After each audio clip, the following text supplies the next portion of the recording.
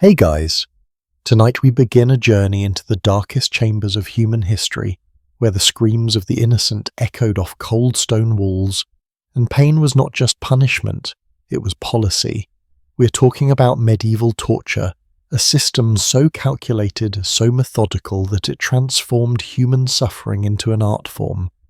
And here is what will keep you awake tonight. The people who designed these horrors believed with absolute certainty that they were doing God's work. So before we step into this shadowy world together, I want to ask something from you. If you find value in these stories, if you appreciate the research and care I put into bringing history to life, please take just a moment to subscribe to this channel and leave a like on this video. And I am genuinely curious. Where are you watching from right now? What time is it in your corner of the world? Drop a comment below and let me know. I love hearing from you, whether it is a thought about the story, a question, or even just a simple hello. Your engagement truly means everything. Now, dim those lights, get comfortable, maybe turn on a fan for that gentle white noise, and let us walk together through the corridors of history. This is going to be a long night, but I promise you, it will be unforgettable. Picture this. It is the year 1252, and in the heart of Rome, Pope Innocent IV sits in his private chamber, quill in hand. Outside, the Catholic Church faces what it considers an existential crisis. Heretics, people who dare to interpret Christianity differently, are spreading their ideas across Europe like wildfire.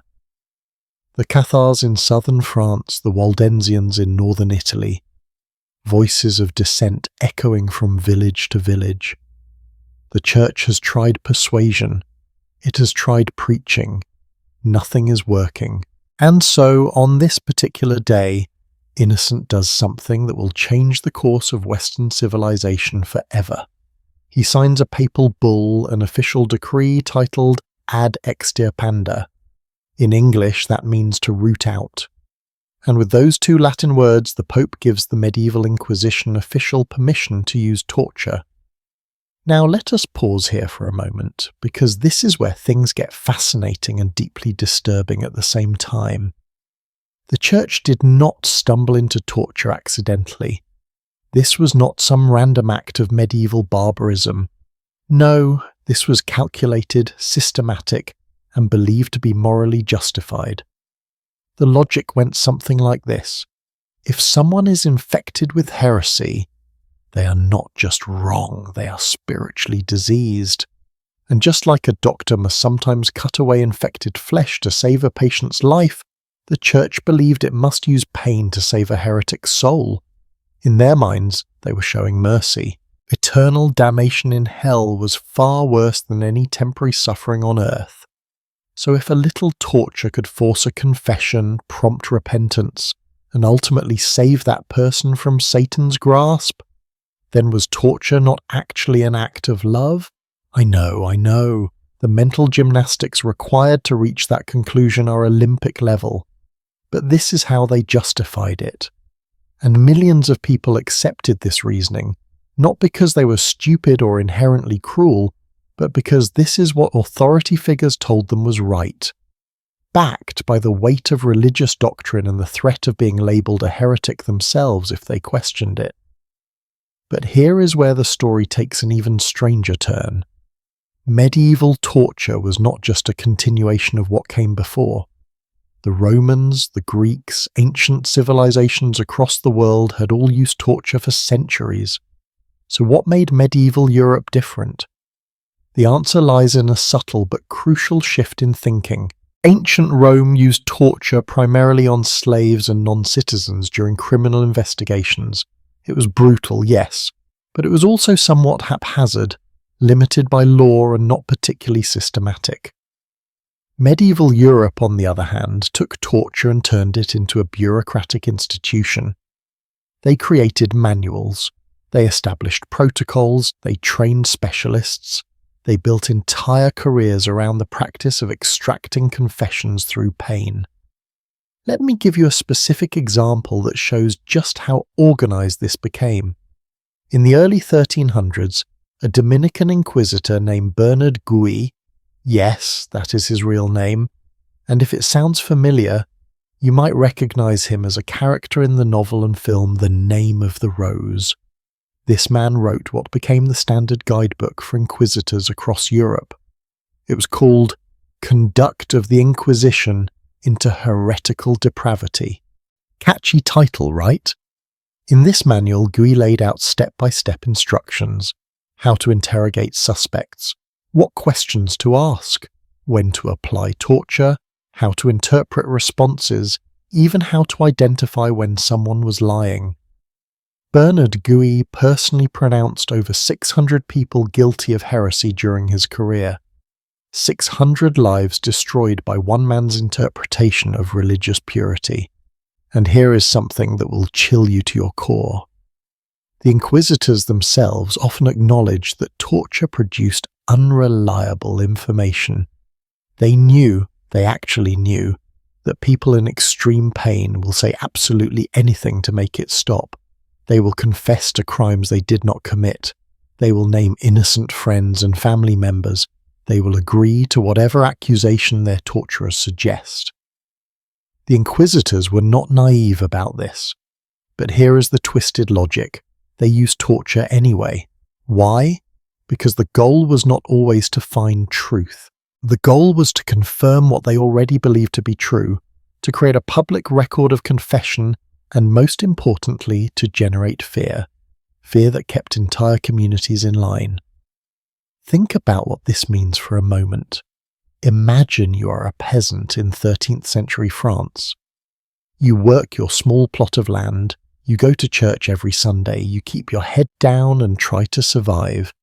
Then one day inquisitors arrive in your village. They announce their presence and give people a chance to confess to any heretical thoughts they might have had. Now, maybe you once questioned why the church needed so much wealth while you starved.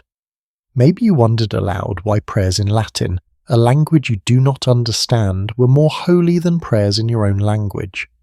Maybe you simply had a neighbour who did not like you and saw this as an opportunity to settle a grudge. Any of these things could get you accused. And once accused, you face a choice. Confess to something you may not have actually done, or face torture until you do. But wait, it gets even more psychologically cruel. The church had rules about torture. Oh yes, rules. Because apparently even in the business of state-sanctioned suffering, there must be guidelines. The rules said that torture could not cause permanent mutilation, it could not result in bloodshed, and, this is darkly hilarious, it could not cause death. The inquisitors had to keep their victims alive and relatively intact. This was not mercy, by the way. This was practical. A dead heretic cannot confess. A dead heretic cannot name other heretics. A dead heretic cannot serve as a public example of what happens when you stray from church doctrine. So the torturers had to be skilled. They had to know exactly how much pain the human body could endure without crossing that line into permanent damage or death. They became, in the most horrifying sense, experts in the limits of human suffering. Now, I want to address something important here. Because when most people think about medieval torture, they imagine certain devices. The Iron Maiden, that coffin-shaped box lined with spikes. The Pear of Anguish, that awful pear-shaped instrument that supposedly expanded inside body cavities. These images are burned into our cultural imagination through horror movies, museum exhibits, and Halloween decorations. But here is a fact that surprises most people. Many of these famous torture devices never actually existed in medieval times. The Iron Maiden, for instance, was likely invented in the 1800s by museum curators and showmen who wanted to attract paying customers with titillating displays of medieval barbarism. The first historical mention of an Iron Maiden does not appear until the 1700s, long after the medieval period ended. A German philosopher named Johann Philipp Siebenkees wrote about one supposedly used in 1515, but historians now believe he either made it up or exaggerated a much less dramatic device. This revelation raises a fascinating question. Why would people in the 19th century fabricate or exaggerate medieval torture devices? The answer tells us something important about human nature. Victorian-era Europeans wanted to believe that their own time was more civilized, more enlightened than the past. By painting the medieval period as the Dark Ages, a term they popularized, they could feel superior. They could look at these torture devices in museums and think, thank goodness we're not like those barbaric medieval people, all while their own society was engaged in colonialism, slavery, and industrial-era exploitation. The Torture Museum became a way to displace their own societal guilt onto the past. But, and this is crucial, just because some devices were exaggerated or invented does not mean medieval torture was not real or horrific. It absolutely was. The devices that did exist, and we have historical records, trial transcripts, and in some cases, actual artifacts to prove it, were more than sufficient to break bodies and spirits. The rack, which we will talk about in detail later, was very real. The strappado, a suspension torture that dislocated shoulders, was documented in countless Inquisition records. Thumbscrews, devices that slowly crushed fingers, were simple to make and devastatingly effective. The difference between myth and reality does not make the reality any less terrible. If anything, the truth is worse, because real torture was not about elaborate contraptions. It was about systematic, calculated applications of pain by ordinary people who believed they were serving a higher purpose. And that brings us to perhaps the most unsettling aspect of this whole story. The people who operated these torture chambers were not monsters. They were not psychopaths who enjoyed inflicting suffering. Well, okay, some of them probably were. Human nature being what it is, any system that grants power over others will attract people who abuse it. But the majority of inquisitors, torturers, and officials involved in this system were regular people doing a job they believed was necessary. They went home to families, they attended church, they probably helped their neighbours and were kind to children. And then they went to work and methodically tortured people in the name of God. That is the true horror here. Not that medieval people were somehow inherently more cruel than us, but that ordinary people can be led to commit extraordinary cruelty when given the right ideology, the right authority, and the right justification. Let me paint you a picture of what this looked like in practice. When inquisitors arrived in a town, it was an event. They would announce themselves publicly, often holding a special church service. During what was called a grace period, usually lasting a few weeks, citizens could voluntarily come forward and confess to any heretical thoughts or actions. Those who confessed during this grace period often received lighter punishments, maybe a pilgrimage, public penance, or some fines. But here is the psychological trap. Coming forward meant admitting to heresy, which went on permanent record and marked you as suspicious forever. But not coming forward, and then being accused later, meant you would be viewed as an obstinate heretic who refused the mercy of confession. And obstinate heretics faced the full weight of inquisitorial torture. The inquisitors knew exactly what they were doing. This grace period was not mercy. It was an intelligence-gathering operation. Those who confessed voluntarily would name others. Those names would be cross-referenced. Patterns would emerge. And slowly, methodically, the inquisitors would build a web of accusations that ensnared entire communities. Anyone who held even slightly unorthodox views, anyone who had questioned church teachings, anyone who associated with suspected heretics, all of them became targets. In some regions, particularly in southern France, where the Cathar heresy was strong, entire villages were decimated, not just by the people who were executed, but by the fear that permeated every conversation, every relationship, every moment of daily life. Here is something that will blow your mind. we have the actual trial records from many of these inquisitions. Scribes attended the torture sessions and wrote down everything. Every question asked, every answer given, every moment of pain inflicted. Some of these documents still exist today, sitting in archives across Europe. Researchers who study them describe feeling physically ill, reading accounts of what was done to people in the name of religious purity. One historian spent months reading through a 300-page trial record from the Spanish Inquisition's case in Mexico against a man named Manuel de Lucena. The pages still contained the sand that scribes used to blot excess ink. Holding those pages, seeing that sand fall into his lap, the historian reported feeling a visceral connection to the horror of what happened. This was not ancient history. This was real people, real pain, real lives destroyed, all meticulously documented by bureaucrats who saw this as just another day at the office. So why am I telling you all of this? Why spend over 2 hours exploring one of the darkest chapters in human history? Because understanding how torture became institutionalized, how ordinary people participated in extraordinary cruelty, how ideology can justify unspeakable acts, these lessons are not just historical curiosities, they are warnings. Every generation faces the temptation to dehumanize others, to use fear as a tool of control to convince themselves that cruelty serves a greater good. Medieval Europe does not have a monopoly on torture. It happened before their time, and it continues after. But what makes the medieval period particularly instructive is how open they were about it, how systematically they implemented it, and how thoroughly they documented it. They left us a record, a testament to what happens when power, ideology, and pain intersect. Now, before we move on to examine specific torture devices and the stories of people who endured them, I want you to sit with this idea for a moment.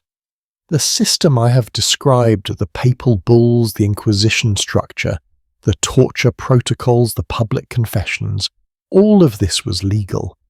It was not some underground operation carried out by rogue actors.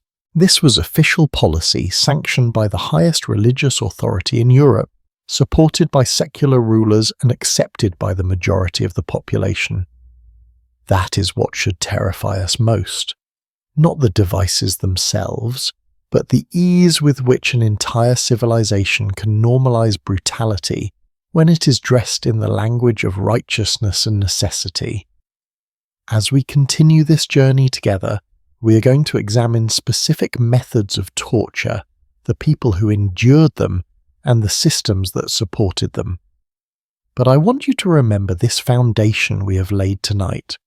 Medieval torture was not random savagery. It was systematic, bureaucratic, and believed to be morally justified by those who practiced it. That is the legacy we must confront. That is the lesson we must never forget. The story is just beginning, and already I can tell, this is going to be a night you will not soon forget. Take a deep breath, maybe pause and stretch for a moment, because next, we are going to meet the inquisitors themselves, the men who wrote the manuals and ran the trials. We are going to look inside their minds and understand the twisted logic that allowed them to sleep at night after a day spent breaking bodies and spirits. The rabbit hole goes deeper, my friends, much, much deeper. And I will be right here with you, every step of the way. So, who were these men? The inquisitors who turned torture into a profession, who went home to dinner after a day of breaking bodies and extracting confessions. Have you ever wondered what kind of person could do this work and still sleep at night? Because I'm about to show you something that might disturb you more than the torture devices themselves. These were not monsters. They were ordinary men who believed absolutely that they were doing righteous work. And that, my friends, is far more terrifying than any sadistic villain. Let me take you inside the mind of a medieval inquisitor. Picture a man, probably in his 30s or 40s, educated, often from a good family. Most inquisitors came from the Dominican or Franciscan orders. These were the intellectual elite of the medieval church. They had studied theology, philosophy, canon law. They could read Latin, debate fine points of scripture, and construct complex, logical arguments.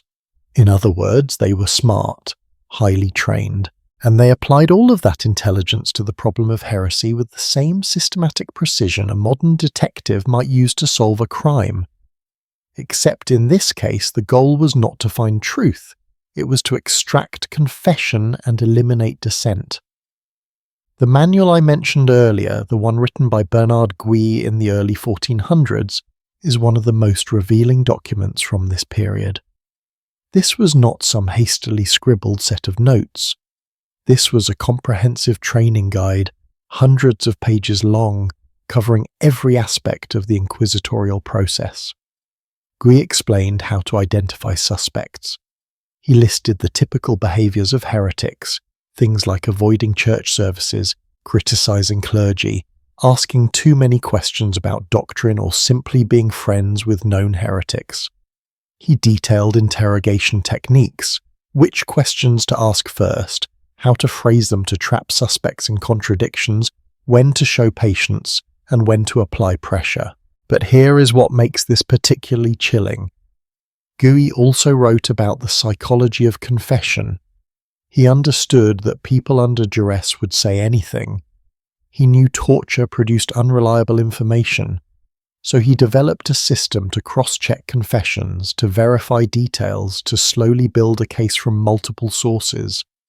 The inquisitors were not just inflicting random violence, they were conducting investigations, they took notes, they kept records, they followed procedures.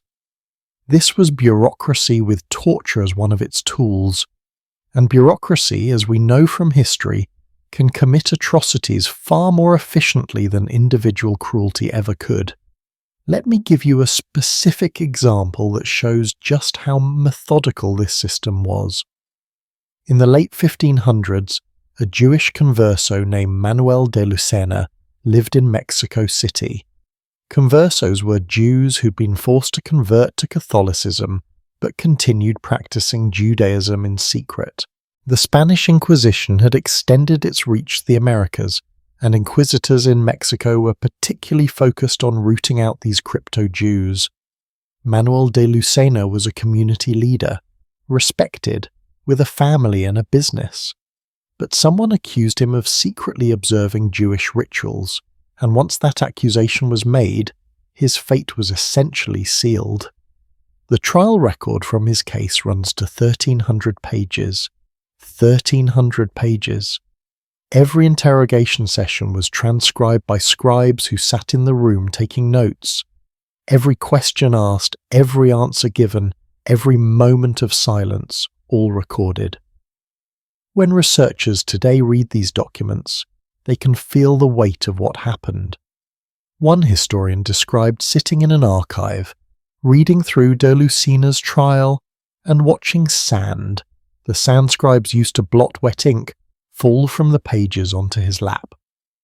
That sand had been there for over 400 years, a physical connection to the suffering documented in those pages. What makes de Lucena's case particularly interesting is that he was never tortured in the formal sense. He never experienced the rack or the strappado, but he spent years in a dungeon, years of isolation, years of fear. Occasionally he would be brought out for questioning, interrogated for hours, then returned to his cell. The inquisitors would sometimes show him the torture chamber, let him see the devices, explain what would happen if he did not cooperate, and then they would send him back to wait. This psychological warfare broke him far more effectively than physical torture might have. Eventually, he confessed. He named over 100 other conversos, friends, family members, business associates. He told the inquisitors everything they wanted to hear, and in the end he was still executed, burned at the stake in a public ceremony designed to terrify the population into compliance. Now, why am I telling you this story in such detail, because it perfectly illustrates the Inquisitors' actual strategy. Modern interrogation research confirms what the medieval Inquisitors somehow understood intuitively. Quick, intense torture rarely produces reliable information.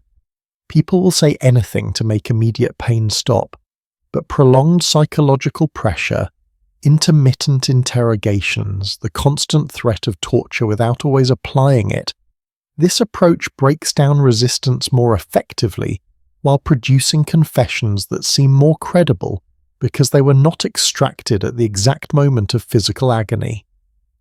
The Inquisitors kept detailed guidelines about when and how to use torture. First, there had to be strong suspicion of heresy based on witness testimony or evidence. Second, other methods of extracting confession had to be tried first. Third, torture sessions were limited in duration, usually no more than an hour or two at a time.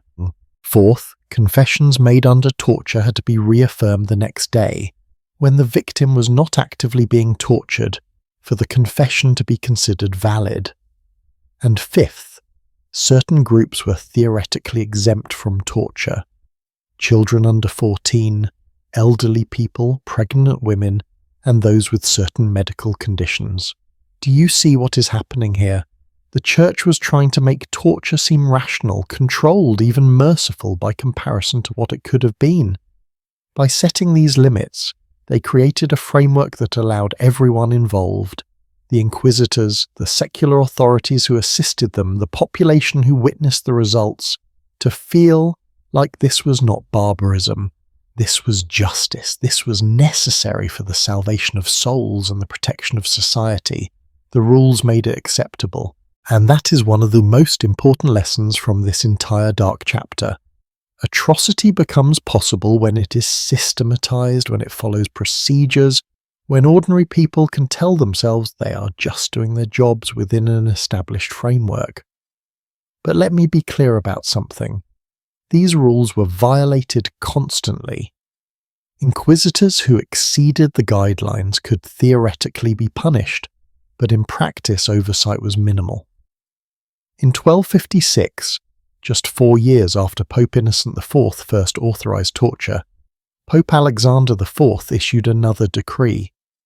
This one said that inquisitors could absolve each other of any wrongdoing committed during torture sessions. Think about what that means.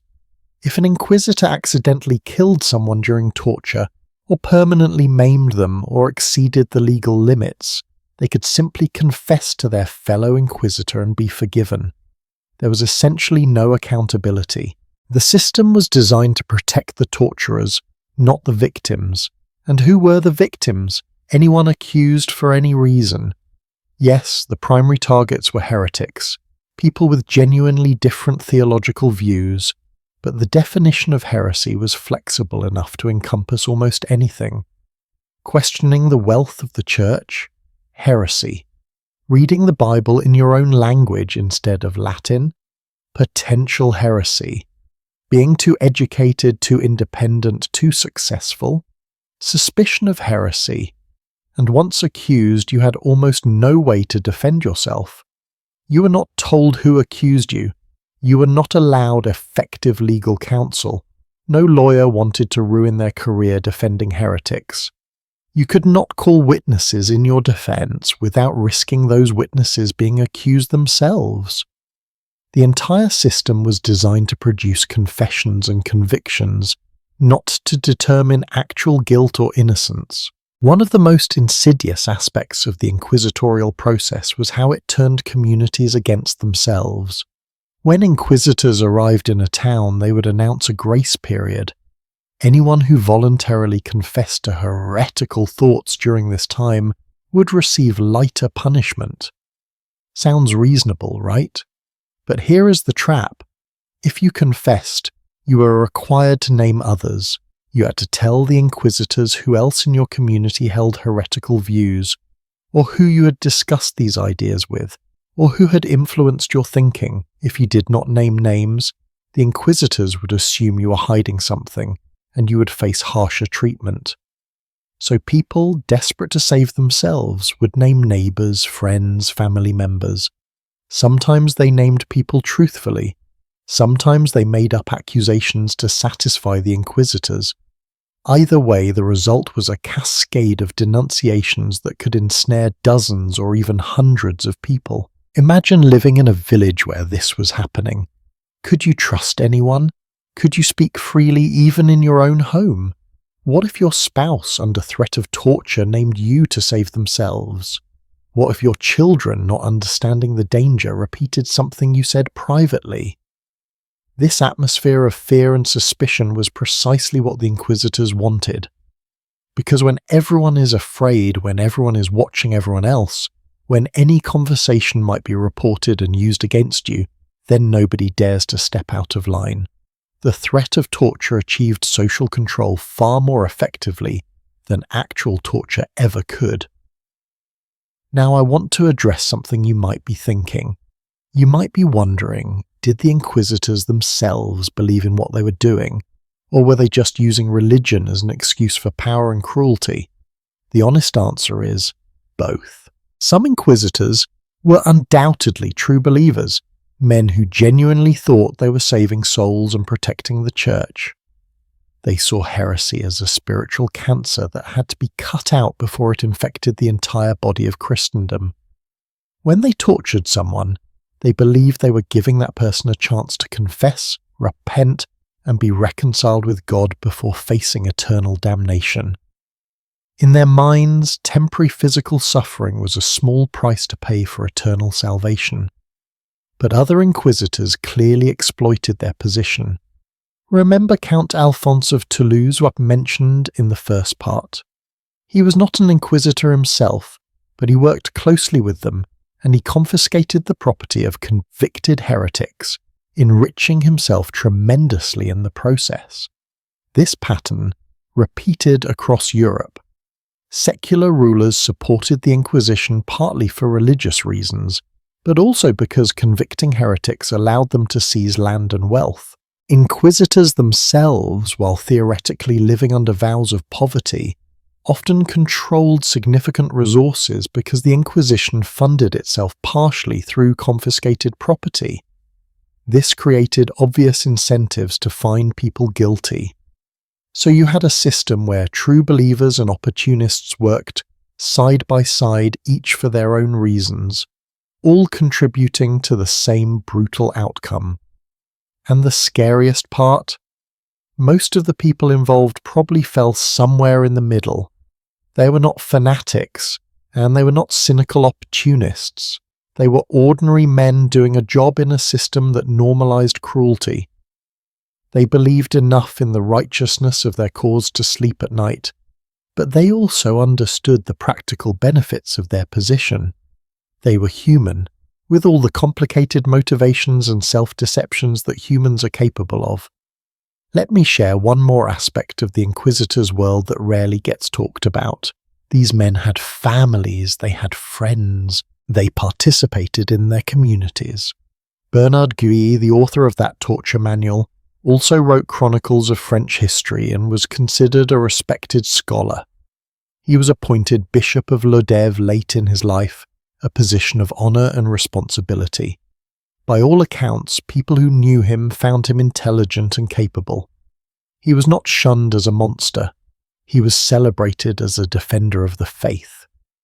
This tells us something uncomfortable about human nature. We are capable of compartmentalizing our actions in ways that allow us to commit terrible acts while still seeing ourselves as good people. And here is what keeps me up at night thinking about this.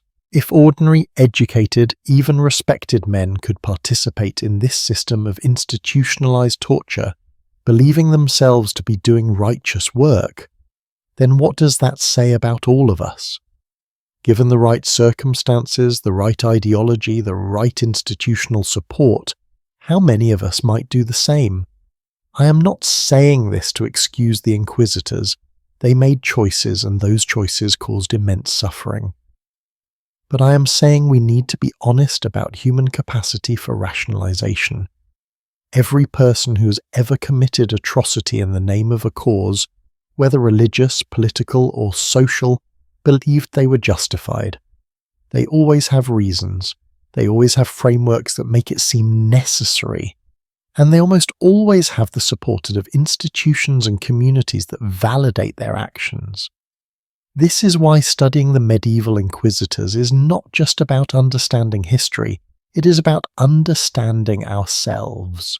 It is about recognizing the warning signs when ideology starts to justify cruelty, when institutions protect those who abuse power, when ordinary people participate in systems of oppression while telling themselves it is necessary or right. These patterns repeat throughout history because human nature has not fundamentally changed. We like to think we are more enlightened now, more civilized. But the capacity for institutionalized cruelty still exists. It just wears different clothes and speaks different languages. So before we move forward to examine the specific torture devices and the people who endured them, I want you to sit with this thought. The inquisitors were not aberrations. They were products of their system, just as we are products of ours. The question is not whether we are capable of similar acts. History suggests we are. The question is, what safeguards do we need to prevent that capacity from being activated?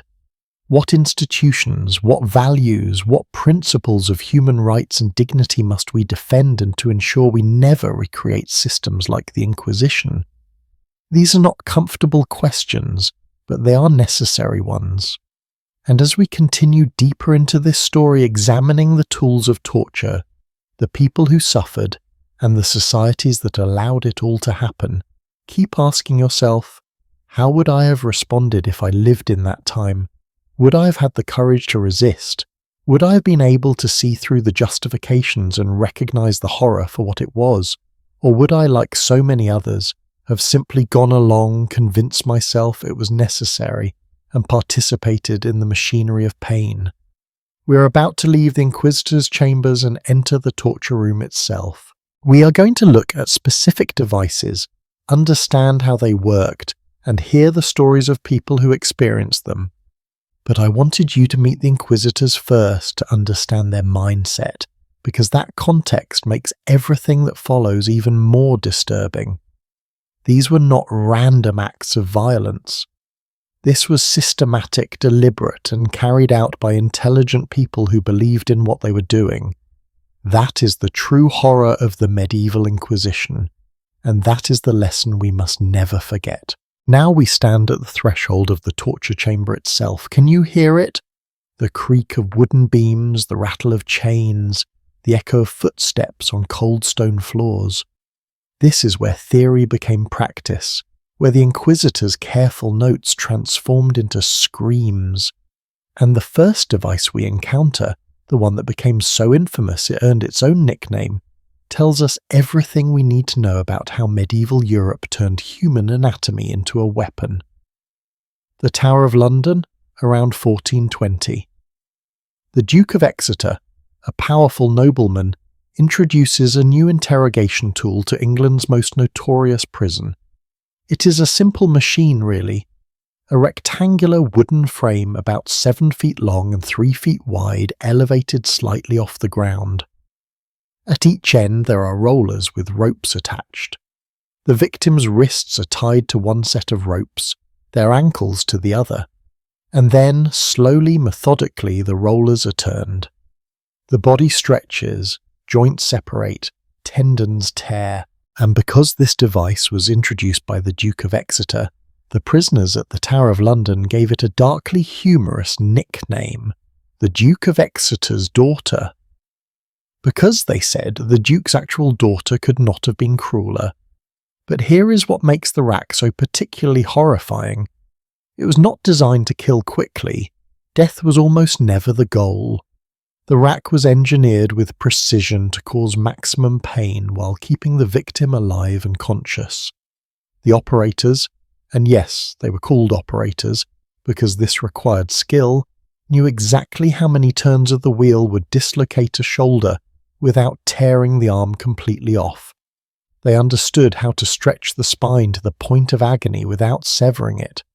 This was torture, as a careful calculation.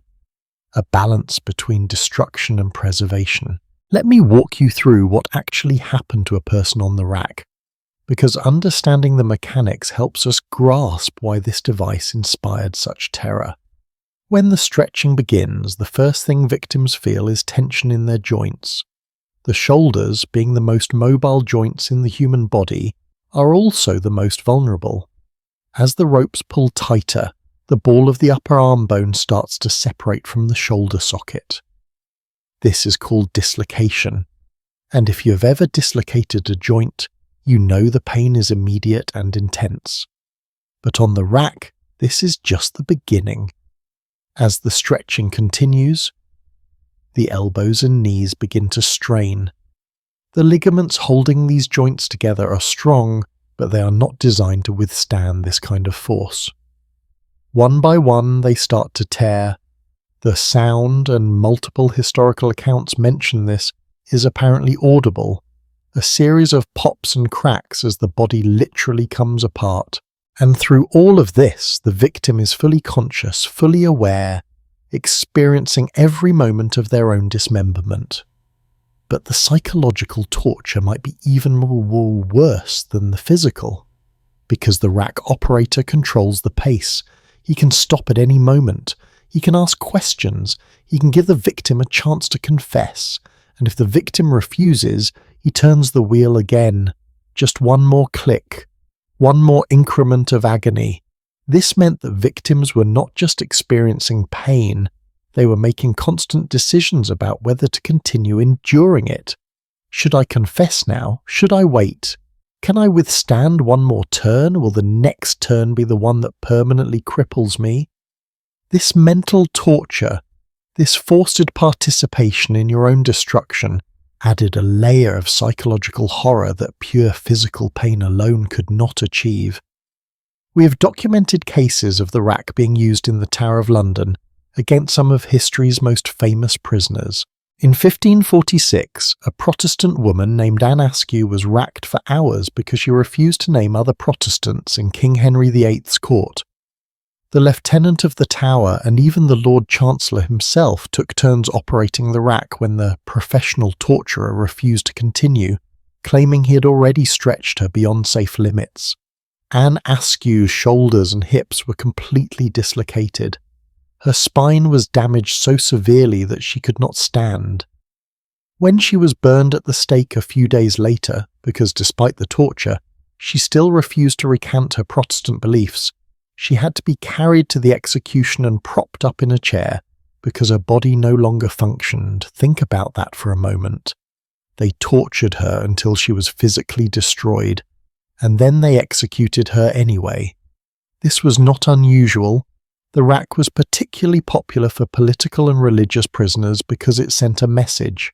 When word spread that someone had been racked, when people heard the details of what happened in that chamber, it created fear that extended far beyond the individual victim. The rack became a symbol of state power, of what authorities could do to anyone who challenged them. And that symbolism was intentional. The mere threat of the rack was often enough to extract confessions. Prisoners would be taken to the torture chamber, shown the device, perhaps even strapped to it without the wheel being turned, and many would break just from the anticipation. Now, you might be wondering, how common was the rack really? Was this a standard tool in every prison, or was it something rare that we have exaggerated in our cultural imagination? The answer is complicated. The rack existed in various forms across Europe, but its prevalence varied greatly by region and time period. England used it extensively in the Tower of London and a few other major prisons. France had similar devices. The Spanish Inquisition employed the rack, though they preferred other methods we will discuss later. In some regions, the rack was used frequently. In others, it was rare or absent entirely. But here is the important point. Whether or not a particular town or region actually had a rack, everyone knew about it. The stories spread, the reputation grew, and that reputation served the purposes of those in power just as effectively as the actual device. This is one of the key insights about medieval torture. Much of its power came not from widespread application, but from widespread knowledge. When everyone knows what can happen, when everyone has heard the stories and seen the results, then everyone modifies their behavior accordingly. You do not need to torture everyone. You just need to torture enough people, publicly and memorably, that everyone else gets the message. The rack also reveals something interesting about how medieval authorities thought about the human body. They saw it as a machine, a system of levers and pulleys that could be manipulated. The rack operator needed to understand anatomy, at least in a practical sense.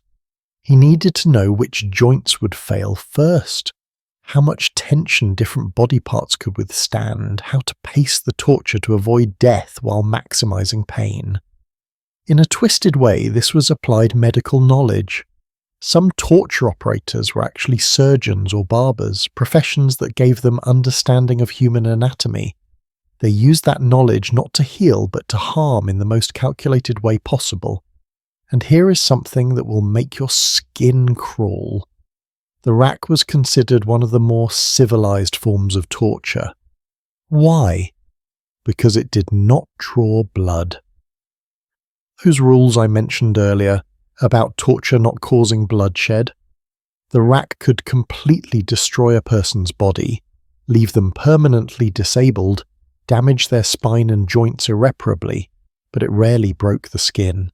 So by the twisted logic of medieval torture regulations, it was acceptable, it was clean. This distinction between bloodless and bloody torture tells us a lot about how these societies rationalized their cruelty. As long as you followed certain formalities, as long as you stayed within the technical rules, you could inflict almost unlimited suffering. Let me share a detail that brings this horror into sharp focus. After a session on the rack, victims often could not walk. Their joints were dislocated, their muscles torn, their spine damaged. So they would be carried back to their cells, where they would lie in agony with no medical treatment whatsoever. Sometimes they would be left like this for days or weeks before the next interrogation. The pain of dislocated joints does not fade quickly. It is constant, throbbing, made worse by any movement. Victims could not sleep, could not eat properly, could barely function. And all of this was part of the torture strategy. The lingering aftermath was meant to break down resistance even further, making the next session even more effective. Now, some of you might be thinking, surely people resisted this. Surely someone fought back or found ways to escape or undermine the system. And yes, there were acts of resistance, though they were rare and usually futile. Some prisoners attempted suicide before they could be tortured. Some bit through their own tongues to prevent themselves from speaking under torture, though the inquisitors quickly learned to use devices that held the mouth open. Some prisoners went insane from the trauma, which in a dark way was its own form of escape, though it often just resulted in them being executed as hopeless cases. But the most common form of resistance was simply endurance, refusing to confess despite the pain. And this happened more often than you might think. Anne Askew, whom I mentioned earlier, never gave the names the authorities wanted. There are records of peasants who endured the rack rather than falsely accuse their neighbours. This tells us something important about human capacity for courage. Even in the face of unimaginable suffering, some people held on to their integrity. Not everyone broke, not everyone confessed. And while those stories are inspiring in their way, they also highlight how arbitrary the entire system was. Because whether you confessed or not, you often ended up dead anyway. The rack continued to be used well into the 17th century in some places. It was officially used in the Tower of London as late as 1640. That is not ancient history, my friends. That is only about 400 years ago. People who lived just 10 or 12 generations before us were still stretching other human beings on wooden frames as official government policy. When we talk about the medieval period as if it were some distant barbaric age completely unlike our own, we are lying to ourselves. The rack was in use during the same century when people were founding colonies in America, when Shakespeare was writing his plays, when the scientific revolution was beginning. Civilization and barbarism have always coexisted. They still do. I want to pause here and address something important. As we go through these descriptions of torture devices, it is easy to become desensitized. We can start to treat this like a catalogue of curiosities, historical artifacts to be examined with detached interest. But every device I describe was used on real people, people with names, families, dreams, fears. People who woke up that morning not knowing it would be the day they were taken to the rack. People who screamed and begged and suffered in ways that should haunt us. So as we continue, I want you to remember, this is not entertainment. This is not horror fiction. This happened. These devices existed. And the reason we need to understand them is not morbid curiosity. It is to ensure we never forget what happens when power is unchecked and cruelty is systematized. The rack earned its reputation as the king of torture devices for good reason. It was effective both physically and psychologically. It was controllable, allowing operators to calibrate the exact level of suffering. It left victims alive but broken, serving as walking warnings to others. And it could be operated by anyone with basic training, making it a scalable tool of state terror. These characteristics made it popular with authorities across Europe for over 3 centuries. But the rack was just the beginning. Medieval Europe developed an entire arsenal of torture devices, each designed for specific purposes, each with its own horrific logic. Some were meant to extract confessions quickly, others were designed for prolonged suffering. Some targeted specific body parts, others attacked the entire system at once. And as we move forward, we are going to examine these tools not just as objects, but as windows into the medieval mind, as evidence of what humans are capable of when ideology, power, and cruelty intersect. The rack teaches us that torture was never about truth. If it were, the authorities would have stopped using it once they realized confessions under torture were unreliable. No, torture was about power. It was about control. It was about breaking the human spirit so completely that resistance became unthinkable. The rack did not seek truth. It manufactured compliance, and that distinction is crucial for understanding everything that follows. We are about to move from stretching to suspension, from the rack to a device that was even more common across medieval Europe. A device so simple it required almost no equipment, yet so effective it became the torture method of choice for the Inquisition itself, the strappado. And trust me, once you understand how this worked, you will see why the Inquisitors preferred methods that looked clean on the surface while destroying bodies just as thoroughly as any rack ever could. The horror continues, and we are only getting started. Stay with me. There is so much more to this dark journey, and every step reveals something new about the capacity for human cruelty and the courage of those who endured it. Imagine you are standing in a stone chamber. Above you, a simple wooden beam stretches across the ceiling. From that beam hangs a single rope. That is it. No elaborate machinery, no complex device, just a rope, a beam, and human cruelty refined to its most efficient form.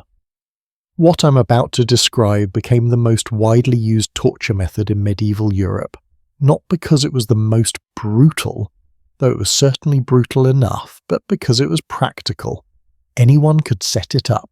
Anyone could operate it. And it left almost no visible marks, which meant authorities could torture someone repeatedly while maintaining the fiction that they were following the rules against mutilation. This was the strappado. And if the rack was the king of torture devices, the strappado was the workhorse, the everyday tool that inquisitors across Europe relied on when they needed results quickly and efficiently. Here is how it worked, and I want you to really picture this because the simplicity is part of what makes it so disturbing. The victim's hands are tied behind their back, wrists bound tightly together. The rope attached to their wrists is then thrown over that ceiling beam, and then, slowly or sometimes suddenly, the victim is hoisted into the air by their arms. Their entire body weight hangs from their shoulders, which are forced backward in a position no human joint is designed to endure. Now, if you have ever tried to reach behind your back and lift something heavy, you know that your shoulders have a very limited range of motion in that direction. The ball and socket joint of the shoulder is incredibly mobile when moving forward and to the sides, but when you force it backward and then add your full body weight pulling down, that joint is going to fail, and fail it does. Usually within minutes, sometimes within seconds, both shoulders dislocate with that same sickening pop we talked about with the rack. But unlike the rack, where the stretching happens gradually, the strappado is often sudden. One moment you are standing on the ground, the next moment you are hanging in the air, and your shoulders have just separated from their sockets. Can you even imagine the pain? I mean, really try to imagine it for a moment. Every nerve in your shoulder screaming, your arms twisted at an unnatural angle behind you, your full weight pulling relentlessly downward, and you are hanging there, unable to move, unable to find any position that lessens the agony. This is not pain that fades or pain you can adapt to. This is constant, overwhelming, all-consuming pain that only gets worse the longer you hang. But the medieval torturers, being the thorough professionals they were, developed variations to make the strappado even more effective. The most common variation was called the drop. After hoisting the victim into the air and allowing them to hang for several minutes, the torturer would suddenly release the rope slightly, letting the victim fall a few feet before jerking them to a stop. That sudden jerk would tear ligaments, rip muscles, and often cause additional dislocations in the elbows and wrists. Then they would repeat it, drop and jerk, each time causing cumulative damage to joints and soft tissues. Another variation involved adding weights to the victim's feet. Iron weights, sometimes 50 or 60 pounds, would be attached to the ankles. Now the shoulders were not just supporting body weight, they were supporting body weight plus significant additional mass. The dislocations happened faster. The damage was more severe. The pain was beyond description. And again, all of this was done with simple equipment. A rope, a beam, some weights. Nothing elaborate, nothing expensive. Just practical, efficient torture. The strappado became the signature torture method of the medieval Inquisition, and we have extensive documentation of its use because inquisitors kept such detailed records. In trial transcripts from the 1300s and 1400s, you find descriptions like this. The accused was subjected to the strappado for the space of 2 Our Fathers, meaning they hung for the time it took to recite the Lord's Prayer twice, roughly 2 to 3 minutes. Or, the accused was given 3 drops of the rope, meaning they were dropped and jerked 3 times. These clinical descriptions, written in the same matter-of-fact tone you might use to describe any administrative procedure, make it clear just how normalized this brutality had become. One particularly detailed account from the Spanish Inquisition in the 1600s describes the torture of a woman accused of practicing Judaism in secret. The scribe noted that she was hoisted by the strappado and given 4 drops. After the first drop, she began screaming the names of other supposed conspirators. After the second drop, she confessed to crimes she almost certainly did not commit. After the third drop, she was begging them to stop, promising to say whatever they wanted. After the 4th drop, she lost consciousness. The inquisitor noted in his report that her confession would need to be verified because it was given under duress. But here is the darkly absurd part. The next day, when she was brought back and asked to confirm her confession, she recanted everything. She said she had only confessed to make the pain stop, and none of it was true. So they tortured her again, and the cycle continued. This reveals something crucial about the strappado and torture in general. The inquisitors knew, they absolutely knew, that people would say anything to escape pain. The records make this clear. They had built-in procedures to verify confessions precisely because they understood torture produced unreliable information. And yet they continued using it anyway. Why? Because the goal was never really to find truth. The goal was to create public confessions that could be used to legitimize executions and maintain social control. The torture was not an investigative tool, it was a theatrical performance with a predetermined outcome.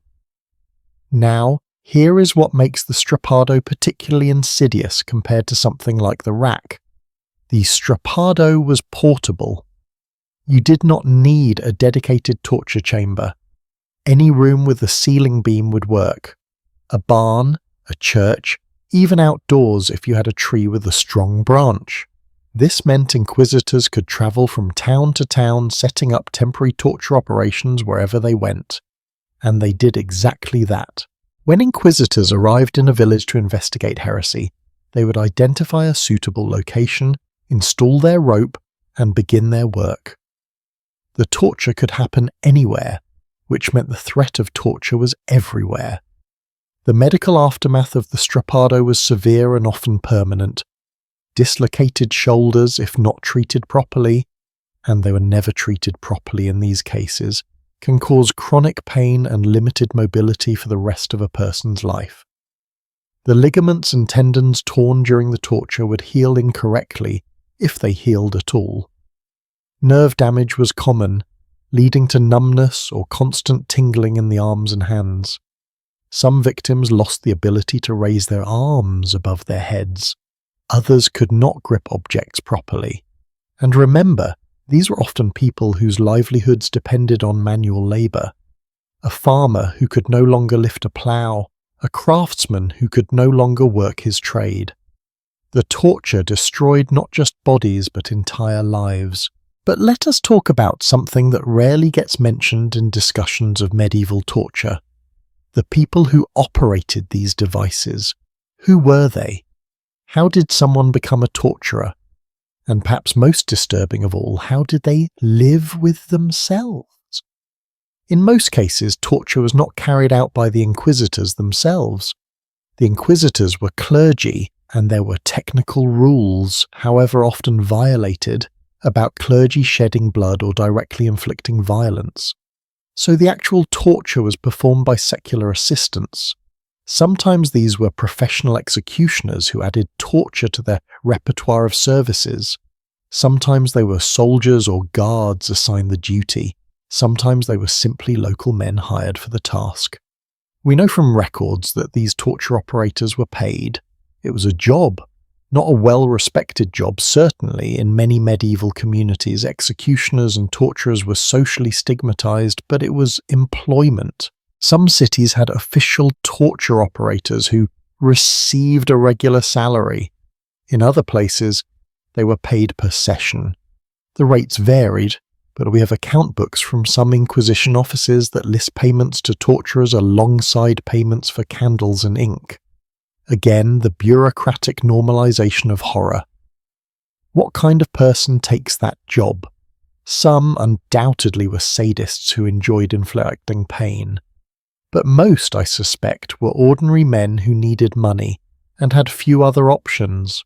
Medieval economies were harsh, work was scarce, and if the choice was between starving and taking a morally compromising job, many people throughout history have chosen the latter. This does not excuse their actions, but it does complicate our understanding. The system of torture required not just evil masterminds at the top, but ordinary people willing to participate at every level. Guards who arrested suspects, scribes who recorded the sessions, operators who turned the wheels and pulled the ropes, witnesses who attended and said nothing. A whole network of complicity. There is a chilling account from a trial in France in the 1500s where a torture operator testified about his work. He described the strappado procedure with the same professional detachment a modern mechanic might use to explain how to change a tyre. He talked about which knots work best for different body types. He explained that heavier victims needed to be hoisted more slowly to avoid snapping the rope. He noted that some people's shoulders dislocated on the left side first, while others went on the right side, and he had learned to predict which based on how people held their arms during binding. This was expertise. This was a skilled trade. And that might be the most disturbing aspect of all, that humans can develop expertise in cruelty, can refine and perfect techniques for inflicting suffering, and can do so without apparent moral crisis. But there were limits, even for professional torturers. That account I mentioned earlier of Anne Askew on the rack. Remember that the regular torturer refused to continue because he felt she had already been stretched beyond safe limits and the Lord Chancellor had to take over?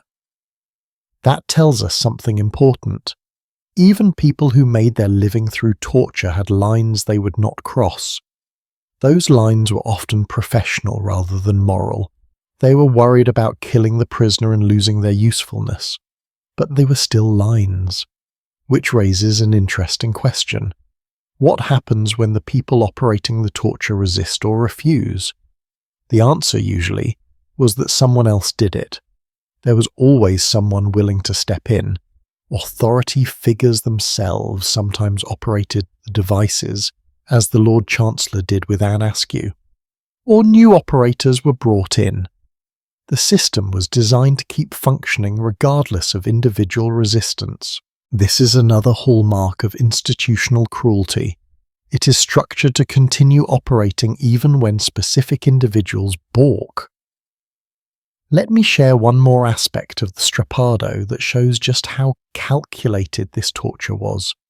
The inquisitors discovered that the psychological impact could be enhanced by forcing victims to watch others being tortured first. A group of suspects would be brought to the torture chamber. The first person would be subjected to the strappado while the others watched. They would hear the screams, see the dislocations, witness the complete breakdown of another human being, and then they would absolutely know that they were next. This anticipation, this forced witnessing often broke people before they were even touched. They would confess preemptively, hoping to avoid the torture they'd just watched. Of course, they usually got tortured anyway, because the inquisitors wanted to verify their confessions. But the tactic of forced witnessing added a whole additional layer of psychological trauma. The strappado remained in use far longer than most people realize. While the rack fell out of favor by the late 1600s in most places, the strappado continued well into the 1700s in some regions. Why? Because it was effective, cheap, and easy to deny. A victim of the rack would have obvious signs of torture, elongated limbs, visible joint damage. But a victim of the strappado? Their shoulders might be dislocated, yes, but that could theoretically happen in a fall. The torture left internal damage that was not immediately visible. This plausible deniability made it attractive to authorities who wanted to maintain the fiction that they were following rules against permanent mutilation. And here is something that will connect this historical horror to the present day. The strappado, in modified forms, has been used in modern torture. Human rights organizations have documented cases from the 20th and 21st centuries where prisoners were suspended by their arms in positions that caused the same joint damage the medieval strappado caused. Sometimes it is called Palestinian hanging or reverse hanging or other euphemisms, but the principle is identical. The human shoulder, when forced backward and subjected to body weight, fails in predictable, agonizing ways. Medieval torturers knew this, and apparently modern torturers have rediscovered it. This is why understanding medieval torture is not just an academic exercise. The techniques developed in those stone chambers centuries ago did not disappear. They evolved. They got new names. They were employed by the different regimes for different ideological purposes, but the fundamental cruelty, the exploitation of human anatomy and psychology to break people down, that remains constant. Every generation that thinks it has moved beyond such barbarism is lying to itself.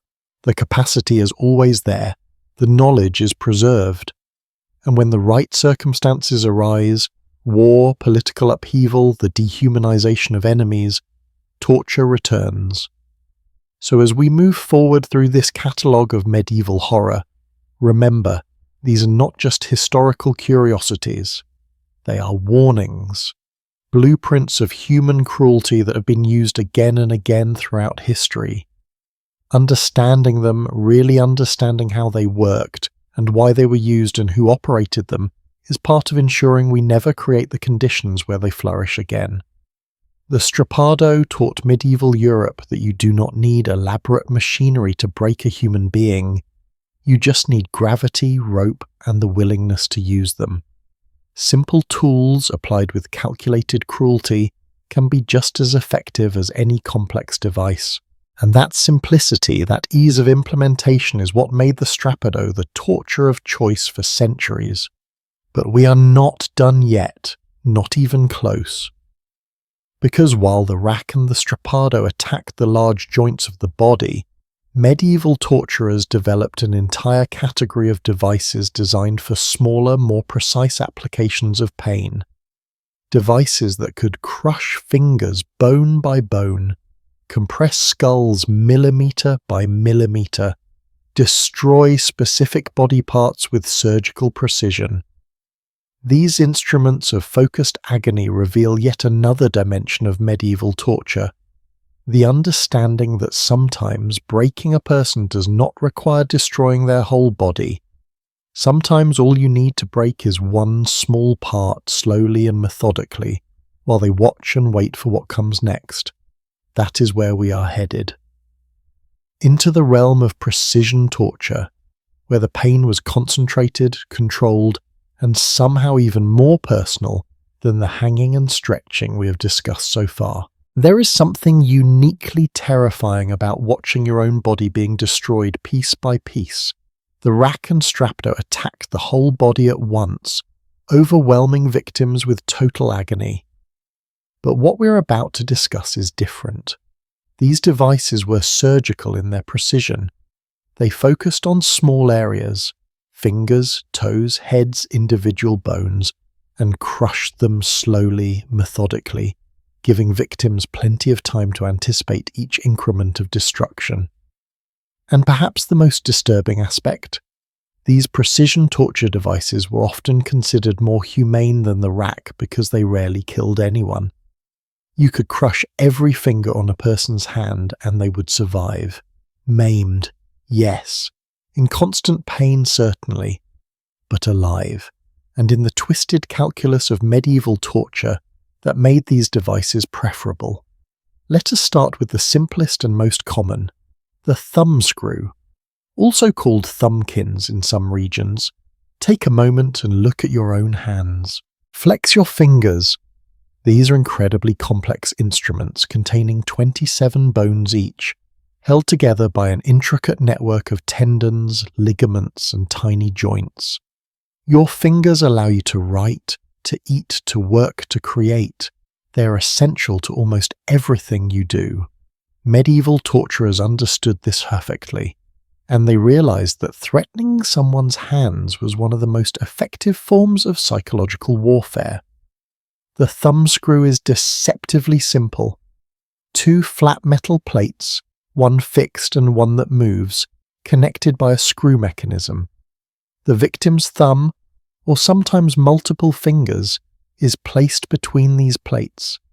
Then turn by turn the screw is tightened. The plates press together. At first there is just pressure. Uncomfortable, yes, but bearable. Then the pressure increases. The soft tissue of the finger compresses. Blood vessels constrict. Nerves begin to fire pain signals. And then, with continued turning, the bone itself starts to feel the force. Human finger bones are not particularly strong. They are designed for dexterity, not for bearing weight or resisting crushing forces. As the thumb screw tightens, the bone begins to compress. Microfractures appear. The victim feels a deep, sickening ache that radiates up their arm. And then, with one more turn of the screw, the bone cracks. That sound again, that terrible popping crack that appears in so many torture accounts. The bone fragments, sharp edges press into surrounding tissue. The pain becomes blinding, all-consuming, focused in one tiny point of your body, but somehow filling your entire consciousness. But here is the truly calculated cruelty of the thumb screw. It does not have to crush the bone to be effective. The torturer can stop just short of breaking, can maintain that pressure right at the edge of fracture, and the pain is almost as intense. The victim knows, absolutely knows, that one more turn will shatter their finger. That anticipation, that knowledge of what is about to happen, adds psychological torture to the physical. Should I confess now before the bone breaks? Or should I wait? Can I endure one more turn? These are the thoughts racing through a victim's mind while their finger is being slowly compressed in a metal vise. The thumb screw was popular for several reasons. First, it was cheap and easy to make. Any blacksmith could forge one in an afternoon. Second, it was portable, small enough to fit in a bag, light enough to carry anywhere. Third, it was effective. The pain was intense and immediate. And fourth, and this is crucial, it left the victim functional enough to write their confession. Remember, the inquisitors needed signed documents. A person with crushed thumbs could still hold a quill, albeit painfully. A person whose shoulders were dislocated on the rack could not write at all. We have extensive documentation of thumbscrew use throughout medieval Europe. In Scotland, they were particularly popular during the witch trials of the 1600s. Accused witches, mostly women we should note, would have thumbscrews applied during interrogation. The trial records describe cases where the screws were tightened until blood came out from under the fingernails, until the nails themselves detached from the nail bed, until bones shattered and fingers became useless, mangled appendages, and all of this to extract confessions of flying on broomsticks, consorting with the devil, or causing crops to fail, accusations that were obvious nonsense but which the torture made people confess to anyway. One particularly detailed account from a Scottish witch trial in 1661 describes an elderly woman named Isabel Gowdy, who was subjected to the thumbscrews for hours. The court record notes that the torturer applied the screws to her thumbs first, then to her big toes when she still refused to confess. Finally, desperate to end the pain, she confessed to an elaborate fantasy of witchcraft that she had clearly invented on the spot. She named 13 other women as fellow witches. She described meetings with the devil in incredible detail. She confessed to shape-shifting into animals and causing the deaths of children through magic. None of it was real, but under the crushing pressure of the thumbscrews she created a narrative that satisfied her torturers. And then she, along with the 13 women she had named, were all executed. This is what thumbscrews accomplished. Not truth, not justice, just compliance, just broken people willing to say whatever would make the pain stop. And the inquisitors and witch hunters knew this, but they did not care because the confession served their purposes regardless of veracity. Now, let us expand our focus slightly and talk about a related category of devices: bone crushers and compression tools designed for different parts of the body. The boot, sometimes called the Spanish boot, was essentially a thumbscrew for the entire leg. It consisted of an iron or wooden frame that enclosed the lower leg from knee to ankle. Wedges would be hammered into the frame, gradually tightening it, crushing the bones of the shin and calf. The goal was the same: intense, focused pain that could be calibrated with each hammer blow. The breaking of shin bones produces a particularly sickening injury because those bones, the tibia and fibula, are load-bearing. When they shatter, walking becomes impossible. Victims of the boot were often crippled for life, assuming they survived at all. And here is the dark irony. The boot was considered acceptable because it did not mutilate in a visible way. The leg remained intact even if the bones inside were fractured in multiple places. As long as the skin was not broken, as long as there was no external wound, medieval authorities could claim they had followed the rules against mutilation. Then there were the head crushers, and yes, these were exactly what they sound like. A cap or band that fit around the skull with a screw mechanism that gradually tightened. As the device compressed, it would first cause tremendous headaches. Then the pressure on the skull would become unbearable. The teeth, particularly the molars, would crack under the strain. Eyes would begin to bulge from their sockets as internal pressure increased. And if the torturer continued tightening, which they did not usually do, because the goal was pain, not death, the skull would eventually fracture, brain matter would be damaged, and the victim would die. But most of the time, head crushers were used just to the point of cracking teeth and causing extreme.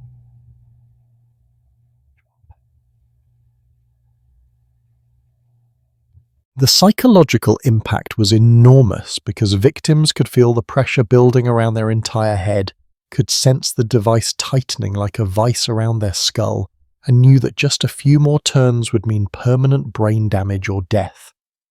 The threat alone was often sufficient.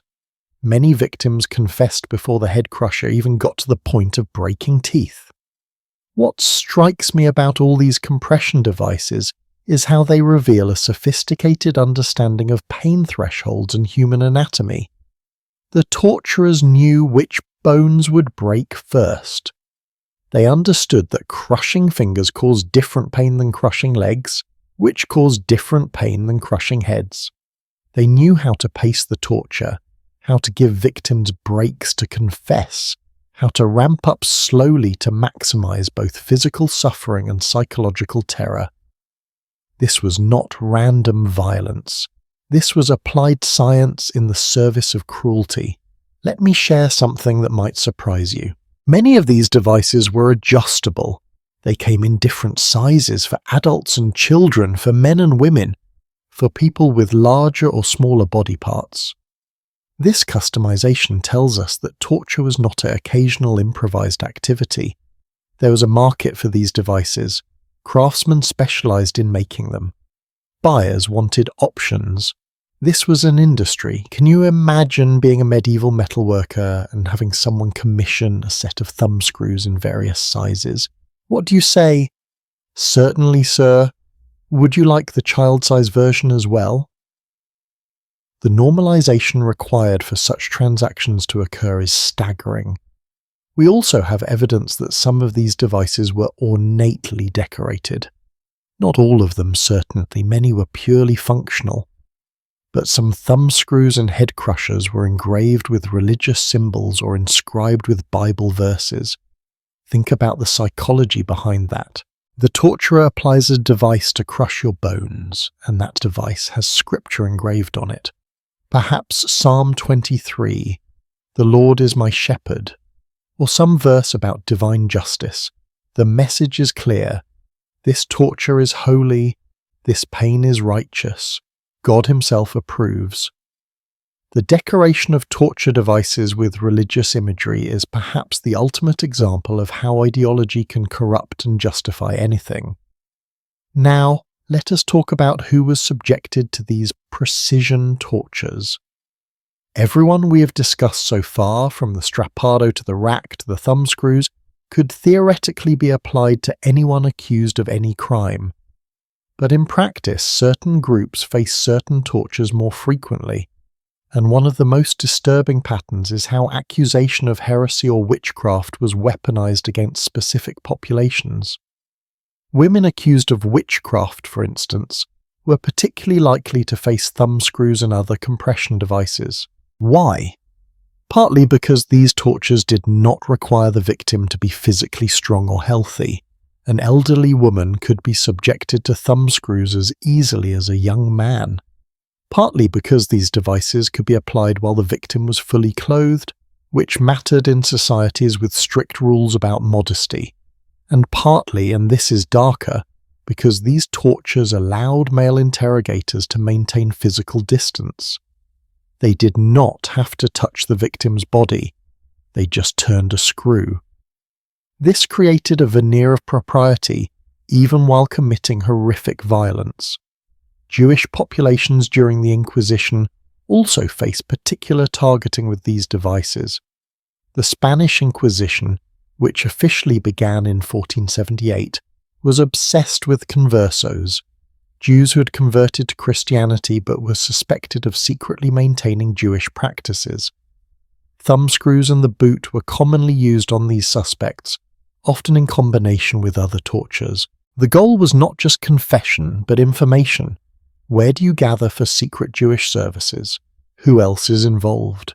Where do you hide your Hebrew texts?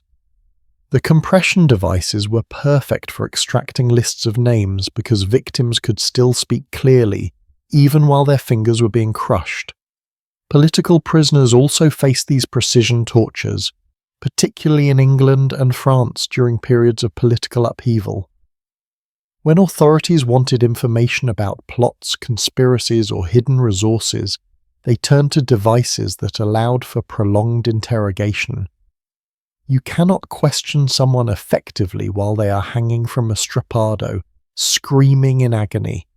But you can question someone while slowly tightening a thumbscrew, pausing between turns to ask questions, giving them time to answer before applying more pressure. This brings us to an uncomfortable truth. Precision torture was often more effective at gathering information, however unreliable, than total body torture. The rack and strappado were spectacular, theatrical tortures that demonstrated power and inspired fear. But the thumbscrew was practical.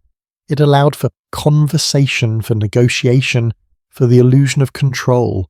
The torturer could say, "Just tell me what I need to know, and I will stop turning the screw." The victim could believe, however wrongly, that confession would end the pain.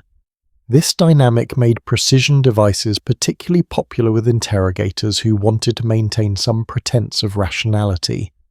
But make no mistake, the information obtained was still fundamentally unreliable. People with crushed fingers would confess to anything. They would name anyone. They would invent elaborate conspiracies if that is what their torturers wanted to hear. The Scottish witch trials, with their fantastical confessions of devil worship and supernatural powers, are perfect examples. None of it was real. All of it was the product of thumbscrews, boots, and other compression devices applied until victims said whatever would make it stop. And here is something that will chill you. Some of these devices were designed to be self-operated. Yes, you read that correctly. There were versions of thumbscrews and other compression tools that victims could tighten themselves. The idea was that the threat of torture, combined with the victim's own compliance, would be more psychologically devastating than having someone else apply it.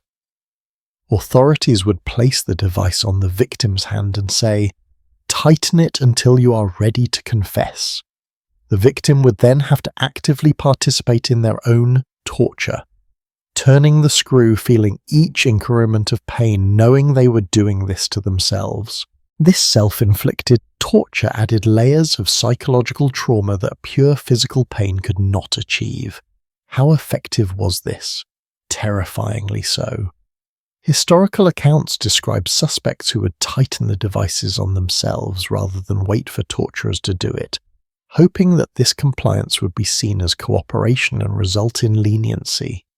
Of course, it rarely did. They still got tortured further. But the psychological impact of forcing someone to crush their own fingers cannot be overstated.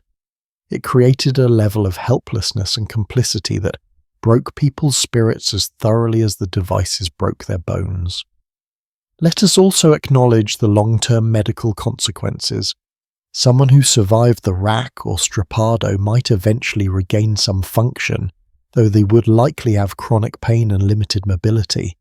But someone whose fingers were crushed in thumbscrews, Those injuries were often permanent. Shattered bones in fingers do not heal properly without modern medical intervention. The victim would be left with mangled, useless hands for the rest of their life. For peasants and craftspeople whose survival depended on manual labour, this was a death sentence stretched out over years of poverty and inability to work. And the psychological trauma? We have accounts of survivors who could not bear to have their hands touched for years after torture, who would wake up screaming from nightmares about the crushing sensation, who developed what we would now recognise as post-traumatic stress disorder, though of course they had no such terminology. The torture did not end when the device was removed. It continued in the minds and bodies of survivors for the rest of their lives. These precision devices teach us something important about the nature of torture. It is not about the size or complexity of the equipment. Some of the most effective tortures in history have been the simplest: a screw, 2 plates of metal, and the mechanical advantage of a threading mechanism. The horror is not in the device itself, but in the human willingness to use it.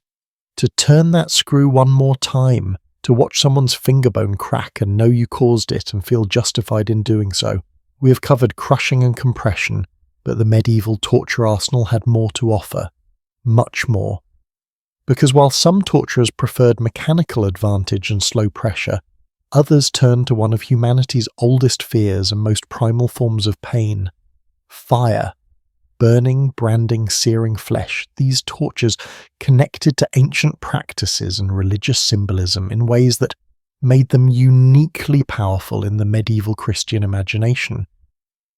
That is where we turn next, into the flames, where pain meets symbolism, where torture becomes both punishment and purification, where the body burns and the soul supposedly gets saved. The fire tortures reveal yet another dimension of medieval cruelty, one that claimed to be redemptive even as it destroyed human flesh. And trust me, what happened when medieval authorities combined religious fervour with open flames is somehow even more disturbing than the mechanical crushing we have just explored. Fire has always held a special place in human consciousness. It warms us, cooks our food, lights our darkness, but it also destroys, consumes, transforms matter into ash and smoke. And in medieval Christian theology, fire carried profound symbolic weight. Hell was described as eternal flames. Purgatory was purifying fire. The Holy Spirit descended as tongues of flame. So when medieval authorities turned to fire as an instrument of torture, they were not just inflicting pain, they were invoking cosmic significance. They were playing with symbolism that resonated deep in the medieval psyche. Every scream from a burned victim echoed with theological meaning. Every scar from a branding iron carried the weight of divine judgment. This was torture elevated to sacrament, pain transformed into religious ritual. But before we discuss the symbolism, let us talk about the reality.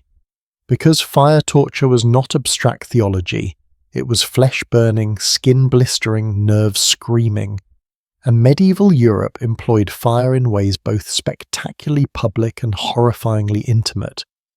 Let me start with something you might find surprising. The famous brazen bull, that bronze sculpture of a bull with a hollow interior, where victims were supposedly roasted alive, while their screams were transformed by acoustic tubes to sound like bull bellows. This device probably never existed in medieval Europe.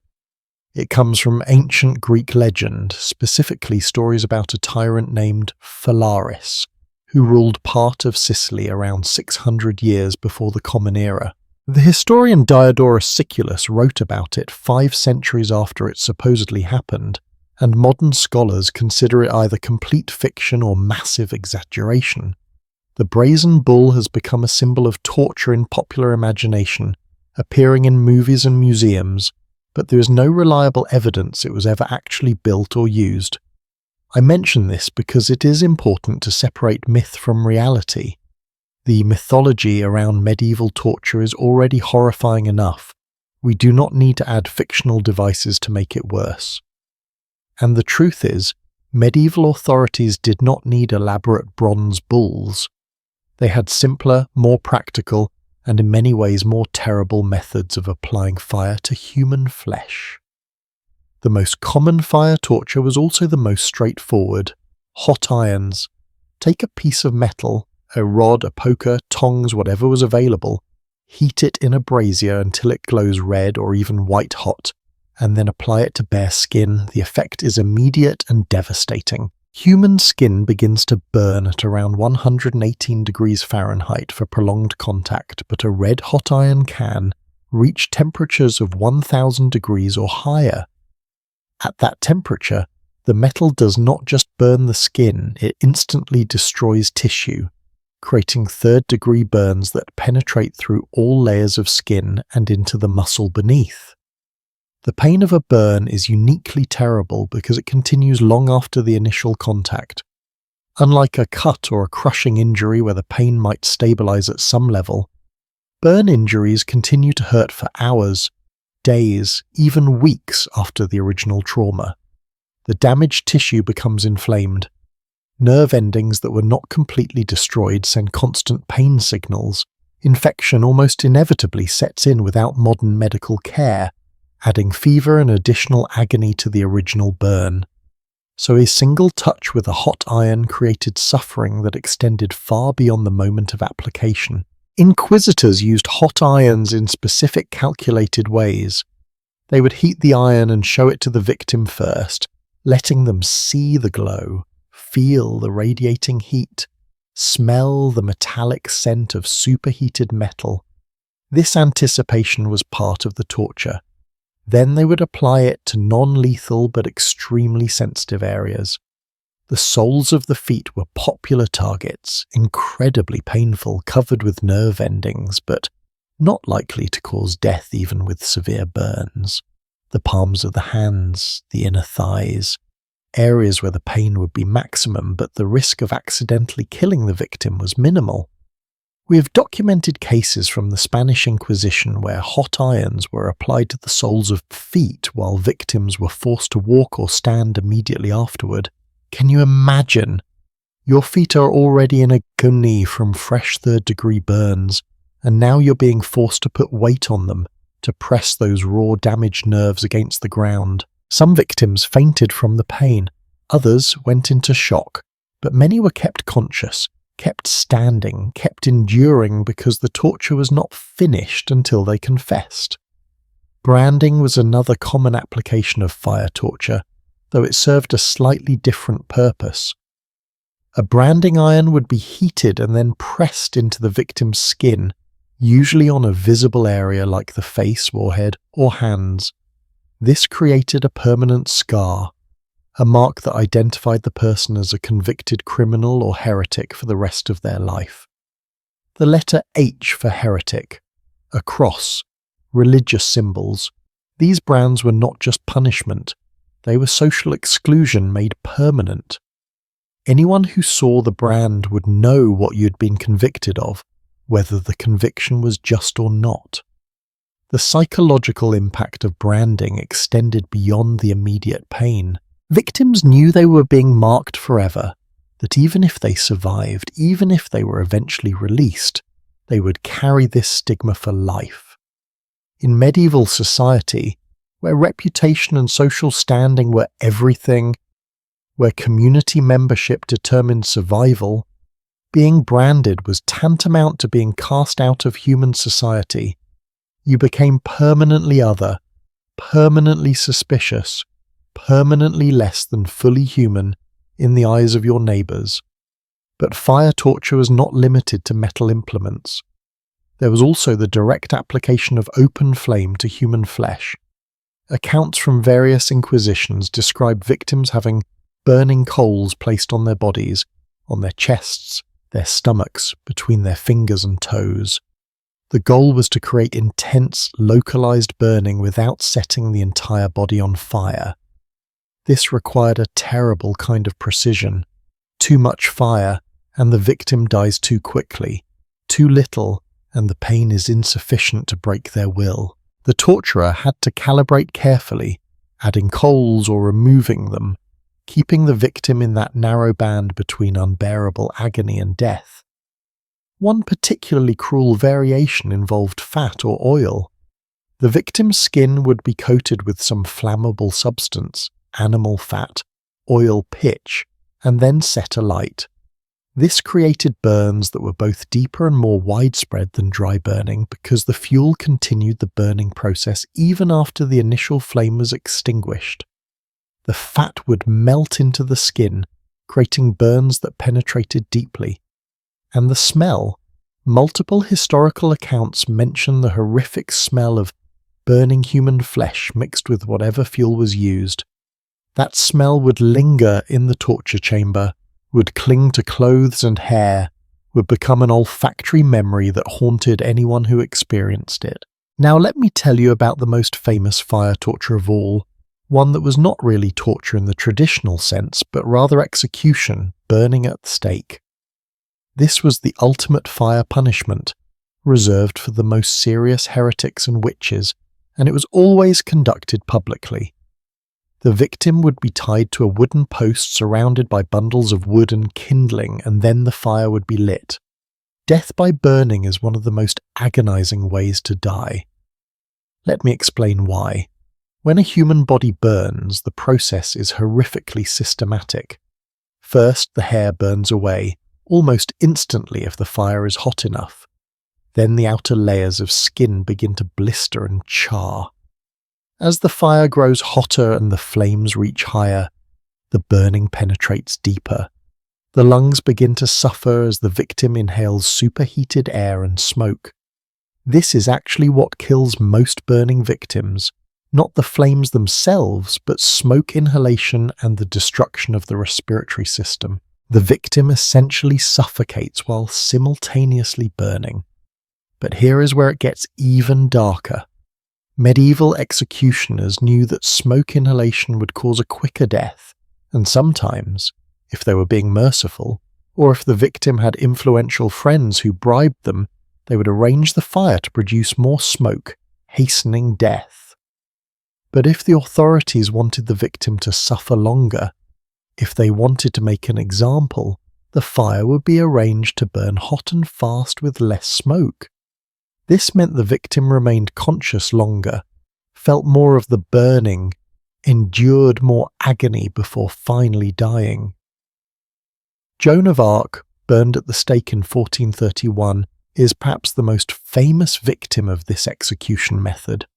She was 19 years old.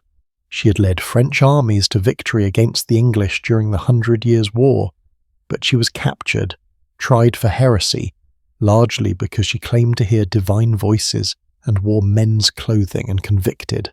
Contemporary accounts of her execution describe how she asked for a cross to be held up so she could see it while she burned. She prayed aloud until the smoke and flames silenced her.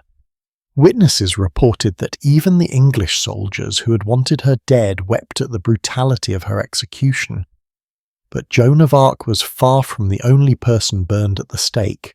During the height of the witch trials in Europe, particularly in the 1600s, thousands of people, the majority of them women, were burned alive on accusations of witchcraft. In some regions of Germany, entire villages lost significant portions of their female population to witch burnings. These were not secret executions. They were public spectacles. Crowds would gather, children would watch. The message was clear. This is what happens to those who deviate from accepted norms, who question authority, who practice the wrong religion or hold the wrong beliefs. The symbolism of fire in these executions cannot be overstated. Fire was seen as purifying. The belief was that burning the body would purge the heretic's soul of corruption, would give them one last chance to repent as the flames consumed them. This is why many burning victims were given the opportunity to recant their heresy, literally as the fire was being lit. Priests would approach with crucifixes, offering salvation if the victim would only confess and accept the church's authority. Some did, others maintained their beliefs even as they began to burn. And the priests interpreted both outcomes as victories. Either the heretic had been saved at the last moment, or their stubbornness proved their irredeemable evil. Let me share a detail that reveals the bureaucratic horror of all this. In many jurisdictions, there were specific regulations about who paid for the execution and how. The convicted heretic's own estate would often be charged for the cost of the wood used to burn them. Their family's property would be confiscated, and part of that confiscation would cover the expense of their execution. Think about the cruelty embedded in that system. You are convicted, probably unjustly.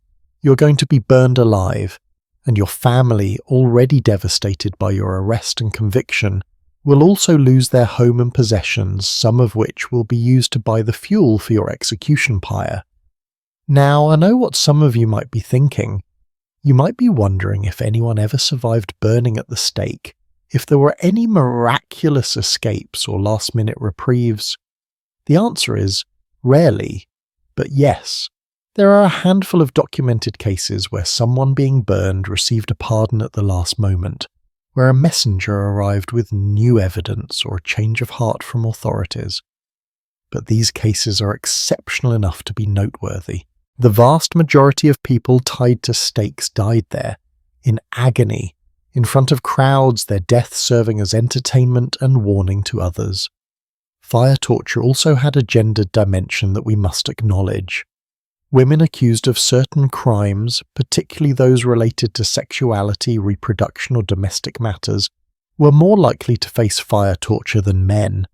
There were devices specifically designed for women, heated metal implements shaped to torment female anatomy in ways too graphic to describe in detail, but which you can probably imagine.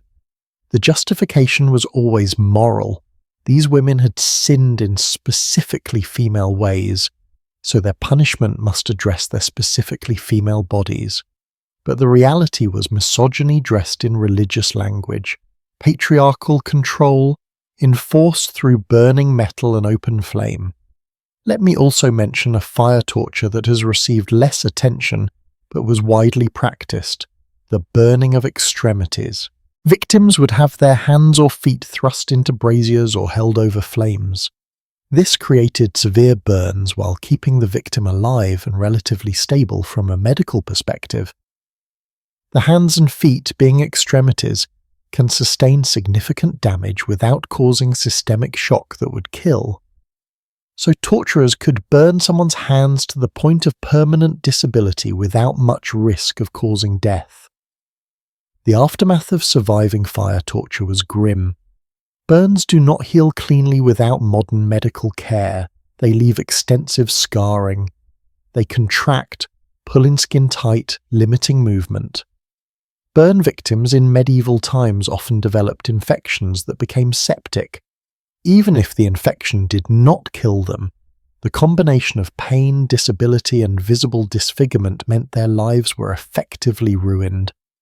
Many torture survivors became beggars, unable to work, marked by their scars, dependent on charity to survive. And yet, despite all of this horror, fire torture continued for centuries because it served multiple purposes simultaneously.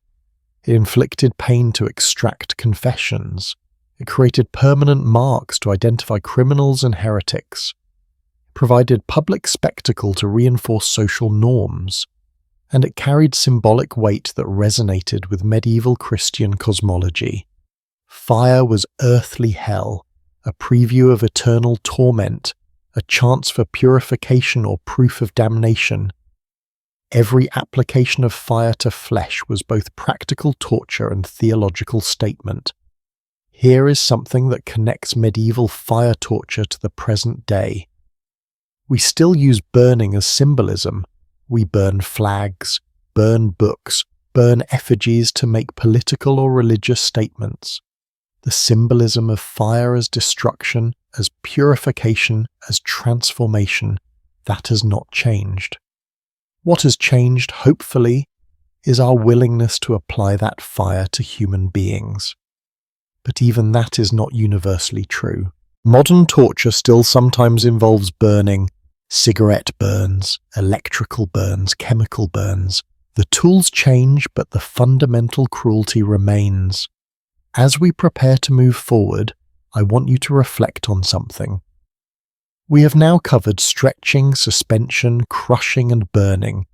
We have examined how medieval torture attacked the body in systematically different ways. But all of these methods shared one characteristic: they were designed to break individuals. One person at a time, broken down until they confessed, complied, or died. But medieval Europe also developed tortures that were designed for spectacle, for public display, for turning individual suffering into mass entertainment and social control. These were the execution devices that combined torture with death, that made the final moments of a person's life a carefully choreographed performance of agony. That is where we turn next, to the breaking wheel, to public torture executions, to the intersection of pain and theatre, where medieval society revealed perhaps its darkest impulses.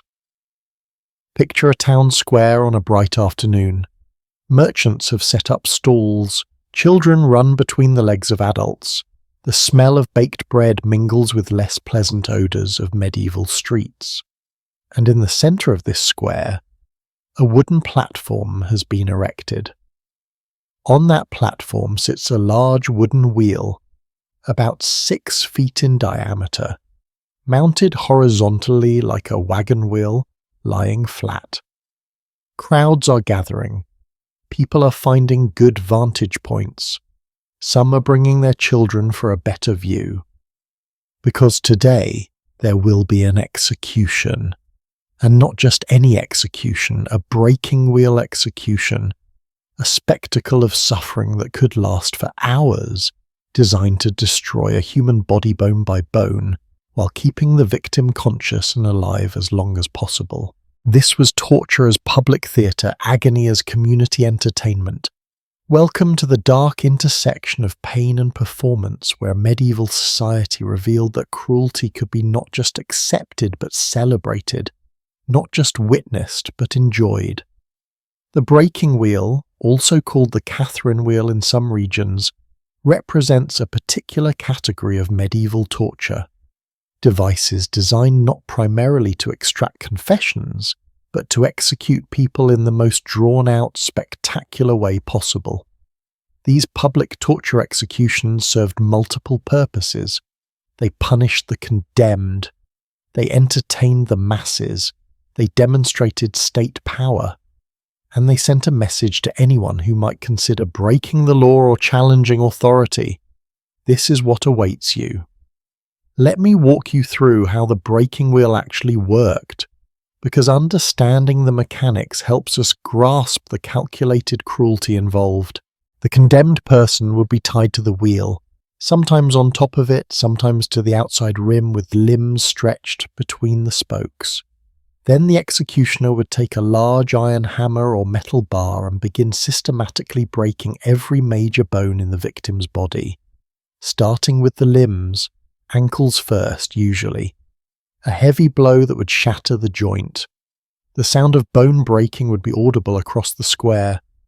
The scream that followed would echo off the surrounding buildings, then up the legs, shins broken, knees shattered, thighs fractured, each blow carefully placed to maximize damage while avoiding hitting vital organs that would cause immediate death. Because death was not the goal yet, suffering was the goal. And the crowd would watch, sometimes cheering when a particularly loud crack indicated a successful break, sometimes gasping in a mix of horror and fascination. After the legs, the executioner would move to the arms, wrists, forearms, elbows, upper arms, all systematically destroyed with repeated hammer blows. The victim, now unable to move any limbs, their body a collection of shattered bones barely held together by skin and muscle, would still be conscious, still feeling every moment of this destruction, still screaming, though by this point the screams might have become hoarse whispers, and then, depending on the severity of the crime and local customs, one of two things would happen. In some versions, the executioner would deliver a final blow to the chest or neck, what was called the coup de grâce or mercy blow, ending the victim's life. But in other versions, the ones reserved for the most hated criminals, there was no mercy blow. The victim would simply be left on the wheel, broken and helpless, to die slowly from shock, internal bleeding, dehydration, or exposure. This could take hours, sometimes days. The wheel would often be mounted on a pole and raised high so the dying person could be seen from a distance, a human scarecrow warning others of the consequences of serious crime. You might be wondering, what crimes warranted this level of brutal execution? The answer varied by region and time period, but generally, the breaking wheel was reserved for what medieval society considered the most heinous offences: highway robbery with murder, particularly gruesome murders, treason, crimes that not only violated law but fundamentally threatened the social order. The message was clear: ordinary criminals might hang, but those who truly transgressed would be broken. We have detailed records of breaking wheel executions from across Europe. In Germany, it was particularly common. A 1400 document from Nuremberg describes the execution of a man convicted of multiple murders. The account notes that he was broken on the wheel from the feet upward, and that he lived for 2 days upon the wheel, calling out to God for mercy. 2 days. Imagine lying on a wooden wheel with every major bone in your body shattered, unable to move in unimaginable pain, slowly dying while crowds pass by and look up at you. France also used the breaking wheel extensively. It was called roue there, and it remained a legal form of execution until the late 1700s, much later than most people realize. One of the most famous cases was Jean Calas, a Protestant merchant in Toulouse who was falsely accused of murdering his son to prevent him from converting to Catholicism. In 1762, Jean Calas was subjected to the breaking wheel despite his innocence. The case became a cause célèbre when the philosopher Voltaire took up his defense posthumously, using it to argue against both religious intolerance and judicial torture. But that came too late for Calas himself, who died screaming his innocence as his bones were methodically shattered. Now, let us talk about the crowd, because the public nature of these executions is crucial to understanding their purpose. These were not hidden away in dungeons. They were performed in the most visible locations possible: town squares, market days, festival times when crowds would be largest. Attendance was often mandatory for certain segments of the population. In some towns, guild members were required to witness executions. In others, families of the condemned victims were given front row positions. And how did people react? The historical record suggests a complicated mix of emotions. Some spectators were genuinely disturbed, covering their eyes or leaving early. Contemporary accounts mention people vomiting or fainting at the sight, but others treated it as entertainment. Street vendors would sell food and drink. People would place bets on how long the condemned would survive. Children would be lifted onto shoulders for a better view, with parents apparently believing this was educational, a lesson in what happens to criminals. This reveals something deeply uncomfortable about human nature.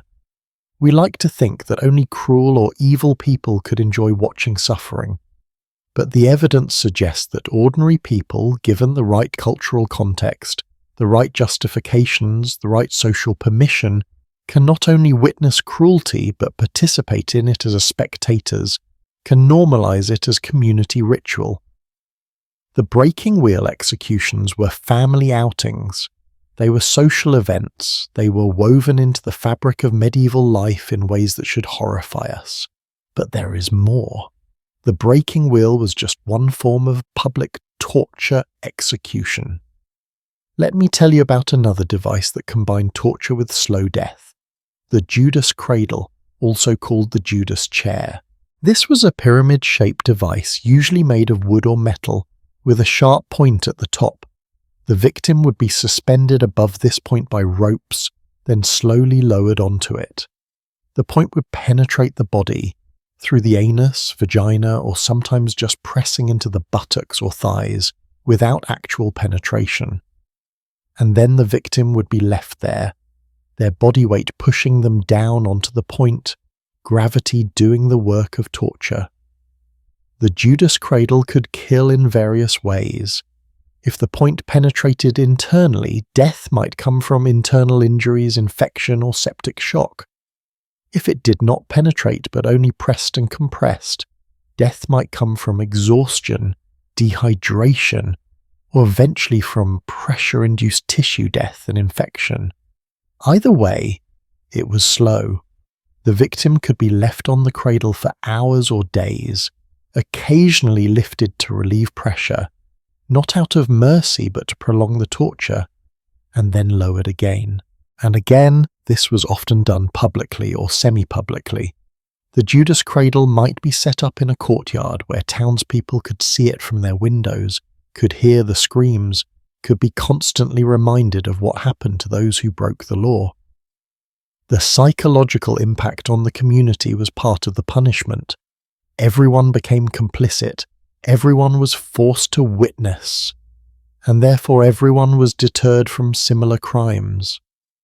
Let me share something that illustrates just how theatrical these public tortures became. In some regions there were actual scripts, written guidelines for how executions should proceed. The executioner would announce each step. For the crime of murder, you are condemned to the breaking wheel. Your left ankle will be broken first, followed by, and so on, detailing the entire process before it began. This served multiple purposes. It built anticipation and dread in the victim. It educated the crowd about what they were about to witness. And it demonstrated that this was not random violence but lawful punishment, carried out according to the established procedure.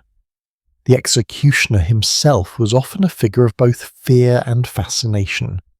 In many communities, the executioner was a hereditary position, passed from father to son, because the stigma of the job was so great that no one else would take it. Executioners often lived apart from the regular community, in special quarters. They could not attend normal church services. Their children could not play with other children. They were necessary but untouchable, essential but excluded. Yet executioners developed their own strange professional pride. Some became known for their skill, for their ability to break a body efficiently or to make an execution last precisely as long as the sentence specified. There are records of executioners who maintain detailed logs of their work, noting how many blows it took to break each bone, which angles worked best, which victims died quickly and which lingered. This professional documentation of horror is chilling to read. Now, let us discuss a variation of the wheel that adds another layer of brutality, the spoke wheel execution. Instead of being broken on top of a flat wheel, the victim would be tied to the outside of a vertical wheel with their limbs threaded between the spokes. Then the wheel would be turned slowly, and as it rotated, the victim's body would be contorted, twisted, their limbs bent at unnatural angles by the spokes. This was breaking through mechanical advantage rather than direct blows, the wheel itself doing the work of fracturing bones as it turned. Some wheels had sharp implements attached to them, spikes, blades, or hooks that would tear flesh as the wheel rotated. The victim would be turned repeatedly, each rotation causing new injuries, new pain. And again this could be done publicly, the wheel turned by guards or even by other condemned prisoners who were forced to participate in executing their fellow inmates. The breaking wheel persisted as a legal execution method shockingly late into European history. In Germany, the last breaking wheel execution occurred in 1841, Think about that date for a moment. 1841. The United States already existed. The Industrial Revolution was well underway. Photography had been invented. And yet, in parts of Europe, people were still being tied to wheels and having their bones shattered with hammers as public entertainment and legal punishment. Why did these brutal public executions finally end? Several factors converged. The Enlightenment brought new ideas about human rights and the purpose of punishment. Reformers argued that punishment should be about rehabilitation or deterrence, not spectacle and suffering. There was growing recognition that public executions, rather than deterring crime, actually brutalized the population, normalized violence, and created sympathy for criminals who face such horrible deaths. But perhaps most importantly, there was a shift in sensibility. As societies urbanized and educated populations grew, the appetite for public torture diminished. Not because people became fundamentally less cruel, human nature had not changed, but because the cultural permission to openly celebrate cruelty was being withdrawn. Torture did not disappear, it just moved behind closed doors, into prisons, away from public view. The cruelty continued, but the celebration of it faded. Let me ask you something. If you had lived in medieval Europe, would you have attended these public executions? Would you have brought your children? Would you have cheered or remained silent? Would you have looked away or watched closely? These are uncomfortable questions because they force us to confront a truth. Most of us, given the same cultural context, the same normalization, the same social pressure, would probably have done what everyone else did. We would have attended. We would have watched. We might even have brought snacks. This is not to excuse the behavior, but to recognize a pattern that repeats throughout history. Atrocity becomes normalized when everyone participates, when it is woven into social ritual, when questioning it would mark you as deviant or suspicious. The breaking wheel executions were not aberrations carried out by particularly evil people. They were community events attended by ordinary people who saw nothing wrong with watching a human being destroyed bone by bone. And that, perhaps, is the most terrifying lesson of all. The capacity for cruelty, for participating in or witnessing suffering without intervention, exists in most of us. It just needs the right conditions to emerge: authority that sanctions it, ideology that justifies it, community that normalizes it, and social pressure that punishes dissent. The breaking wheel and the Judas cradle taught medieval populations to accept spectacular cruelty as normal. They taught children that watching suffering was acceptable entertainment. They taught communities that collective witnessing of horror was a form of social bonding. These lessons were effective. For centuries, entire societies participated in and normalized torture as public spectacle. The question we must ask ourselves is, what are we normalizing today? What cruelties are we witnessing without intervention? What suffering are we making entertainment? But we are not finished exploring the depths of medieval torture, because everything we have discussed so far has been in some sense gender neutral. The rack could be used on anyone. The strappado worked regardless of the victim's sex. But medieval Europe also developed an entire category of tortures designed specifically for women, devices that weaponized misogyny and targeted female bodies in ways that reveal the deep connections between torture, power, and patriarchal control. That is where we venture next, into the gendered violence of medieval torture, where punishment for women was designed not just to cause pain, but to destroy femininity itself, to attack the very aspects of womanhood that medieval society both feared and sought to control. And I warn you, this next part is going to be difficult, because when torture becomes sexualized, when it targets reproductive organs and breasts, when it is designed to destroy specifically female attributes, We are confronting not just cruelty but profound misogyny made manifest in metal and pain. Throughout history, societies have found ways to weaponize gender, to turn biological differences into justifications for specific cruelties.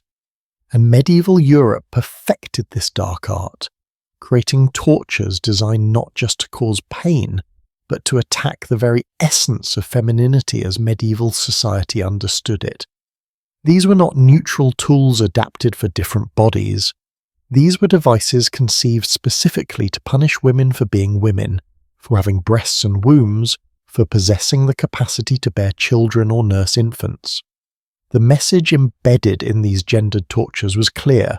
Your female body is not just vulnerable, it is the crime itself, and the punishment must therefore destroy that which makes you female. Before we go further, I need to acknowledge something important. Some of the devices I am about to describe may be historical exaggerations or later inventions. Scholars debate the actual prevalence of certain gendered torture implements, particularly the pair of anguish, which we will discuss. But whether these specific devices were as common as legend suggests or not, the documented reality of gendered violence in medieval torture is undeniable. Women faced tortures that men simply did not.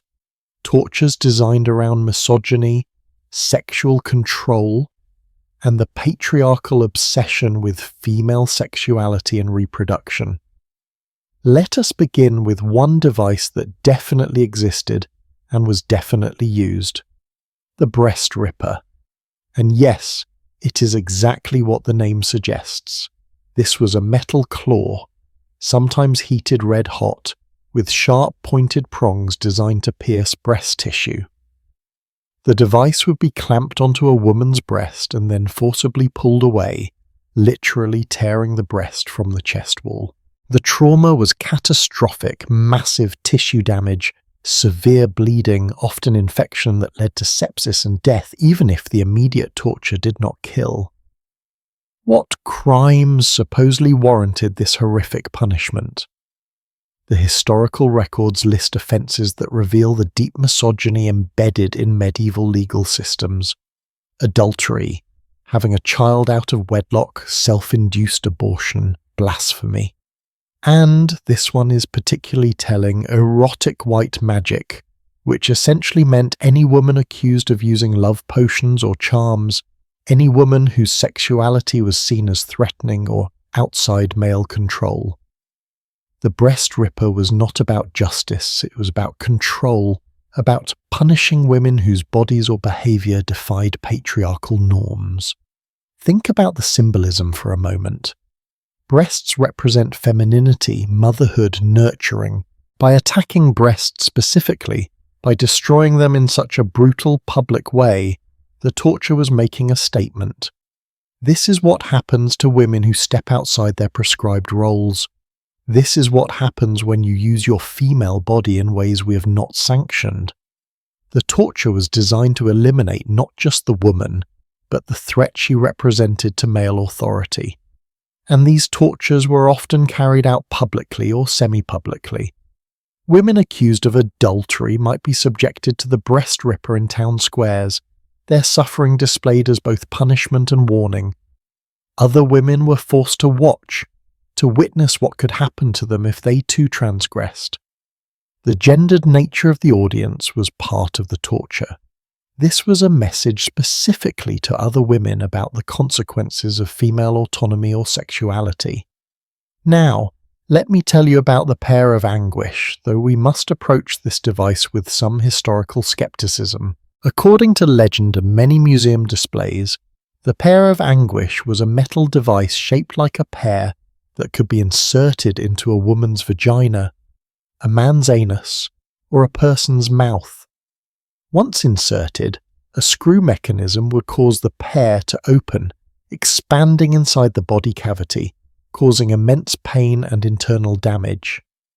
Different versions existed for different orifices, and the choice of which to use was tied to the supposed crime: oral pear for liars and blasphemers, vaginal pear for women accused of sexual crimes or adultery, rectal pair for men accused of homosexuality.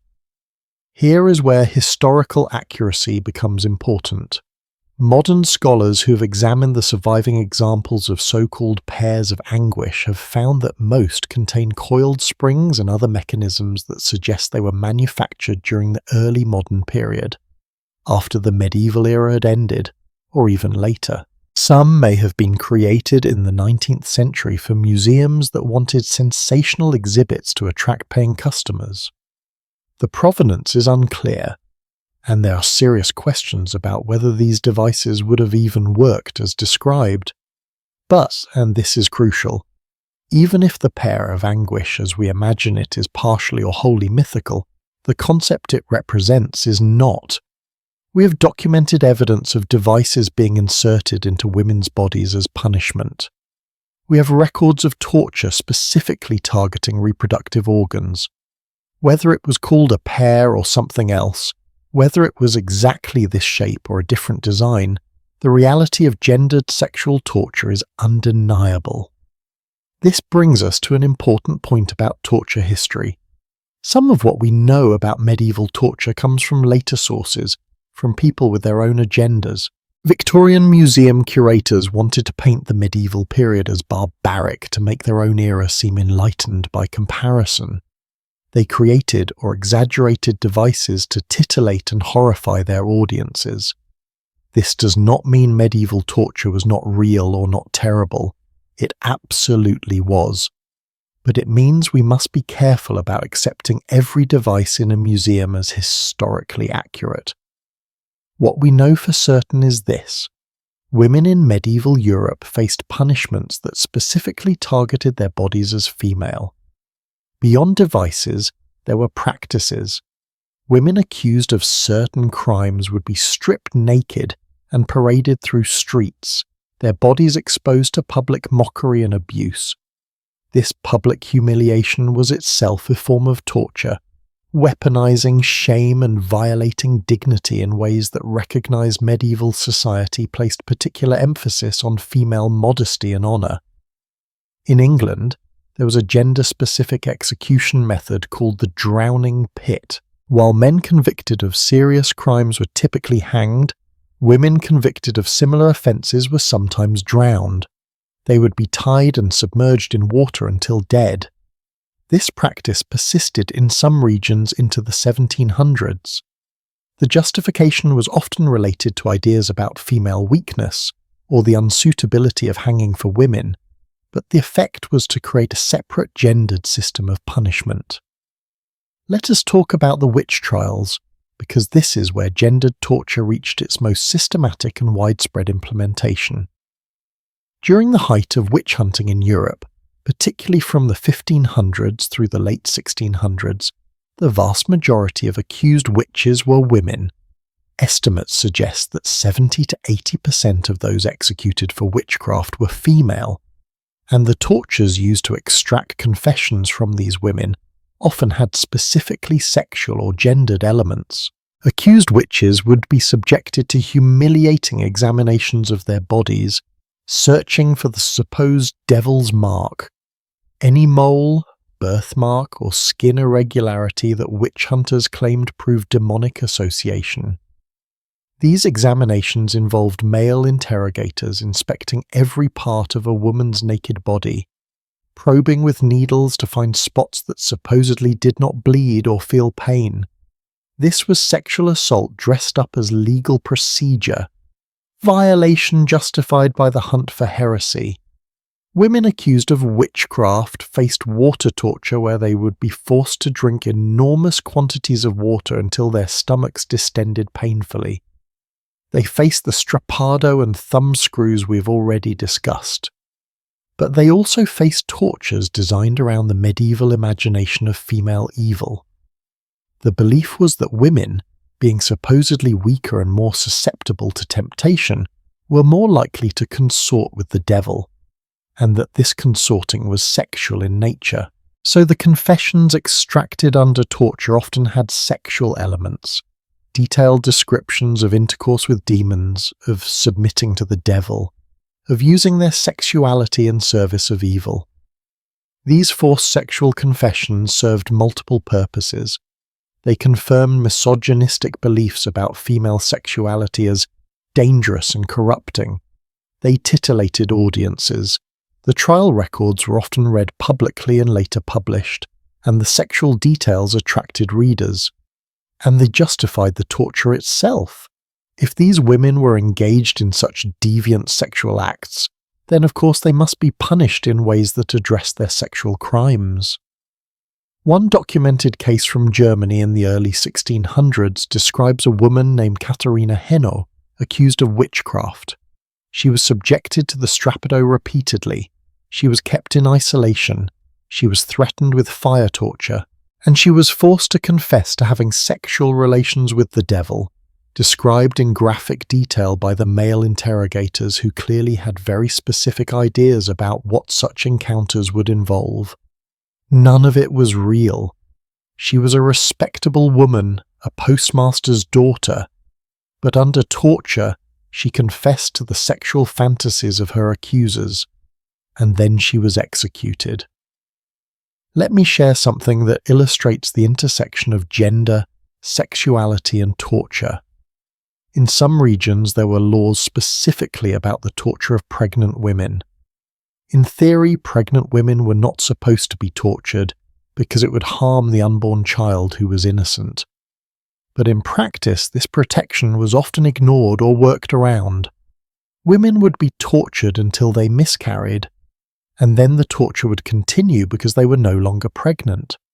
Or pregnancy would be denied.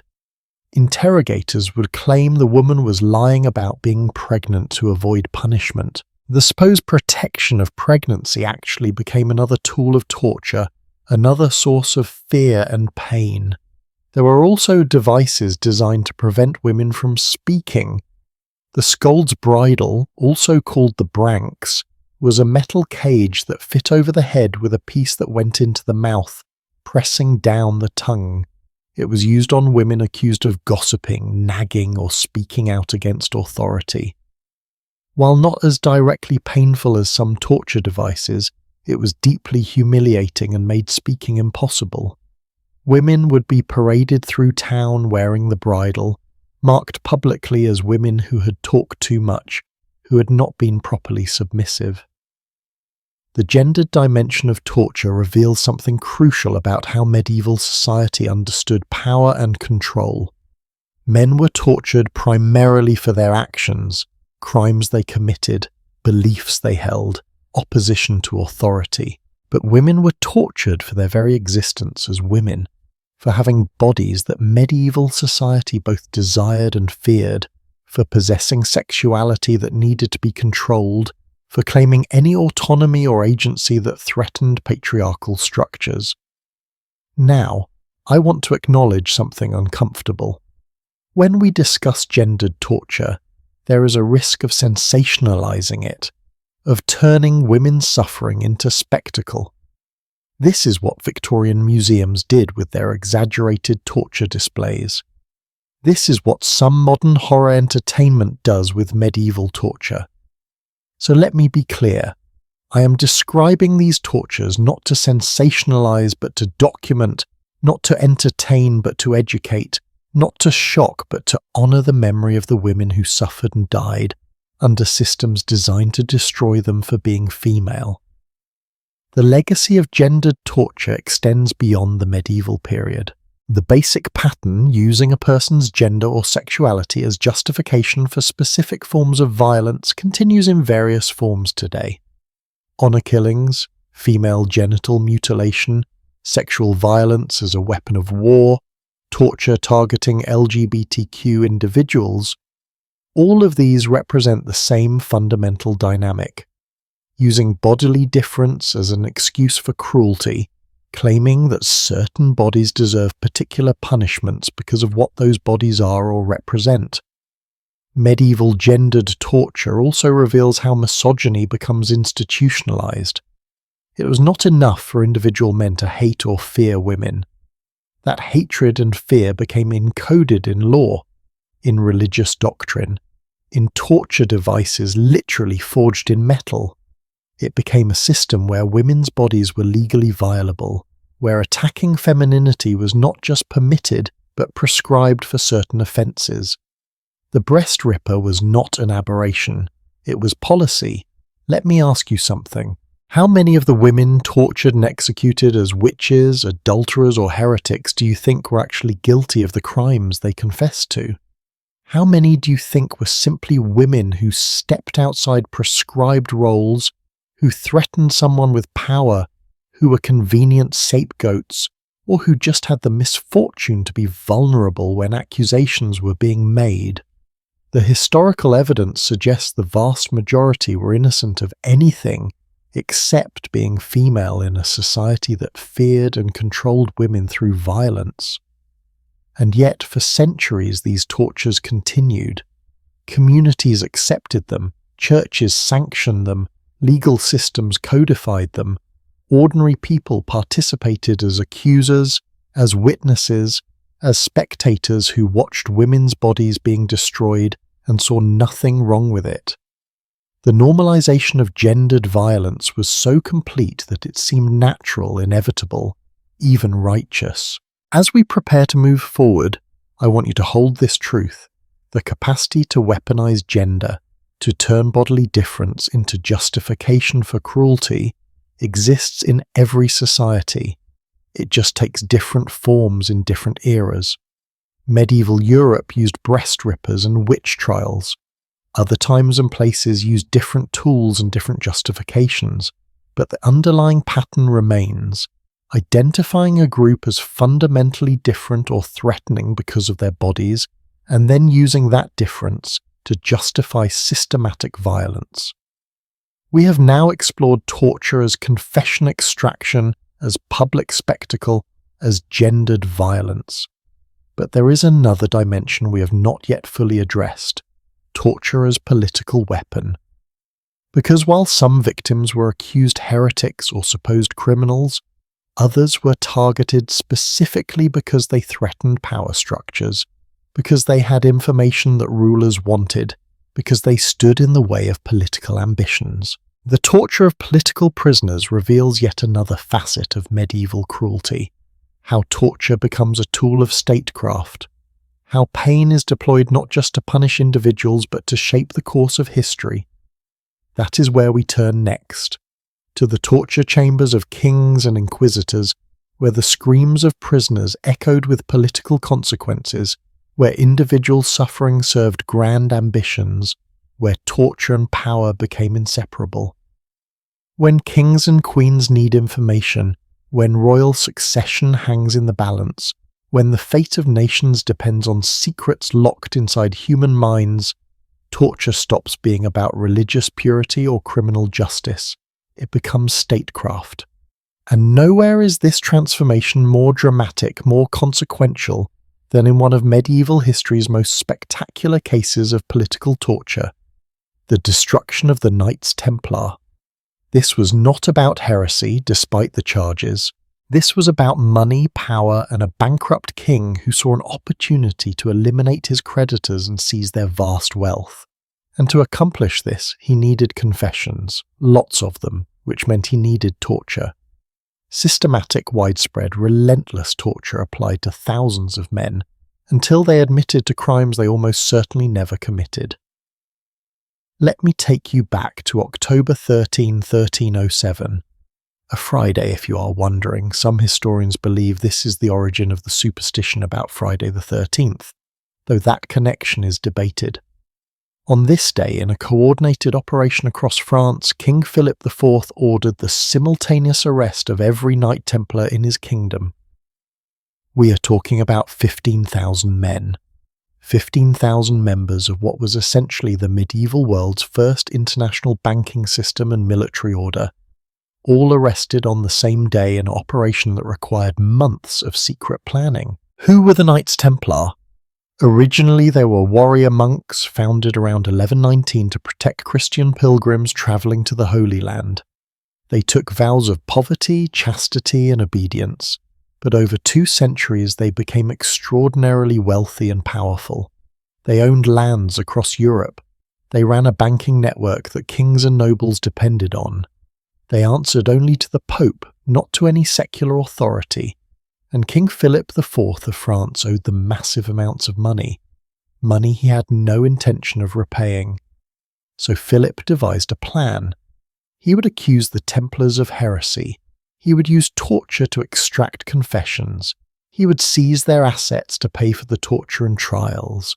And he would eliminate both his debt and a powerful organization that operated outside his control.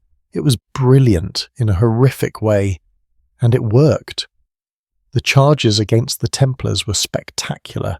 They were accused of denying Christ, spitting on the cross during secret initiation ceremonies, worshipping a mysterious idol called Baphomet, engaging in homosexual acts as part of their rituals, and even making pacts with Muslim leaders. These accusations were designed to shock, to justify extreme measures, to make the Templars seem so evil that any action against them would be warranted. And crucially, they were accusations that would be nearly impossible to disprove, because they allegedly happened in secret ceremonies that only Templars attended. Here is where the torture comes in. King Philip needed confessions to legitimize his actions. He needed Templars to admit these charges publicly, to provide details that would convince the Pope and other rulers that the order was truly corrupt. So the arrested Templars were taken to dungeons across France and subjected to the full arsenal of medieval torture. The rack, the strappado, thumbscrews, foot roasting, sleep deprivation, starvation, isolation. Every technique we have discussed was deployed against thousands of men, and it worked. Under torture, Templars confessed. They admitted to spitting on the cross. They described worshipping strange idols. They confessed to sexual improprieties. They named fellow Templars as participants in these alleged crimes. The confessions cascaded, each tortured knight naming others, those others being arrested and tortured until they too confessed, the whole organization collapsing under the weight of coerced testimony. But here is what makes this case particularly revealing. We have the trial records. Extensive documentation exists of what was said, who was tortured, how they confessed, and what happened next. And those records show a pattern that should sound familiar by now. Knights who were tortured confessed. Knights who were not tortured, or who were tortured less severely, often maintained their innocence. When torture stopped and knights were asked to confirm their confessions the next day, as rules technically required, many recanted, saying they had only confessed to escape the pain. So they were tortured again until they reconfessed. One particularly detailed account describes the torture of Geoffrey de Charnay, the preceptor of Normandy and one of the highest-ranking Templars. He was subjected to the strappado repeatedly. Historical records indicate he was given the question, a euphemism for torture, multiple times over several months. Each time he confessed. Each time when the torture stopped, he recanted. Finally, exhausted, broken, he gave a confession that satisfied his interrogators, and then, in 1314, he was burned at the stake alongside Jacques de Molay, the last Grand Master of the Templars. According to witnesses, both men proclaimed their innocence and the innocence of the order even as the flames consumed them. This is political torture at its most cynical. King Philip did not care about truth. He cared about confessions that served his purposes. The torture was not an investigation. It was a manufacturing process, producing the testimony needed to justify predetermined outcomes. And it was effective. The Knights Templar were destroyed. Their assets were seized. Philip enriched himself and eliminated his debt. And the precedent was set. Torture could be used to eliminate political obstacles, to reshape power structures, to rewrite history itself. But the Templars were not the only political victims of medieval torture. Let me tell you about another case that reveals different dimensions of torture as political weapon. The Tower of London, that imposing fortress on the Thames, served as royal palace, armoury, treasury, and most famously, prison. And within its walls, in chambers specifically designated for the purpose, political prisoners faced interrogation and torture. The tower housed the rack we discussed earlier, the Duke of Exeter's daughter, but it also had other devices and methods. There was the scavenger's daughter, invented by a man named Skevington, who was lieutenant of the tower during the reign of Henry VIII. This device was essentially the opposite of the rack. Instead of stretching the body, it compressed it. The victim would be forced into a crouched position, with their head, hands and feet all locked into a circular iron frame. As the frame tightened, it forced the body into an increasingly compact fetal position, compressing the spine, crushing the rib cage, restricting breathing. Blood would be forced from the nose and ears. The pain was excruciating, and prolonged compression could cause permanent spinal damage or death. Why invent a new torture device when the rack already existed? Because different tortures broke different people. Some prisoners who could endure the rack would break under compression.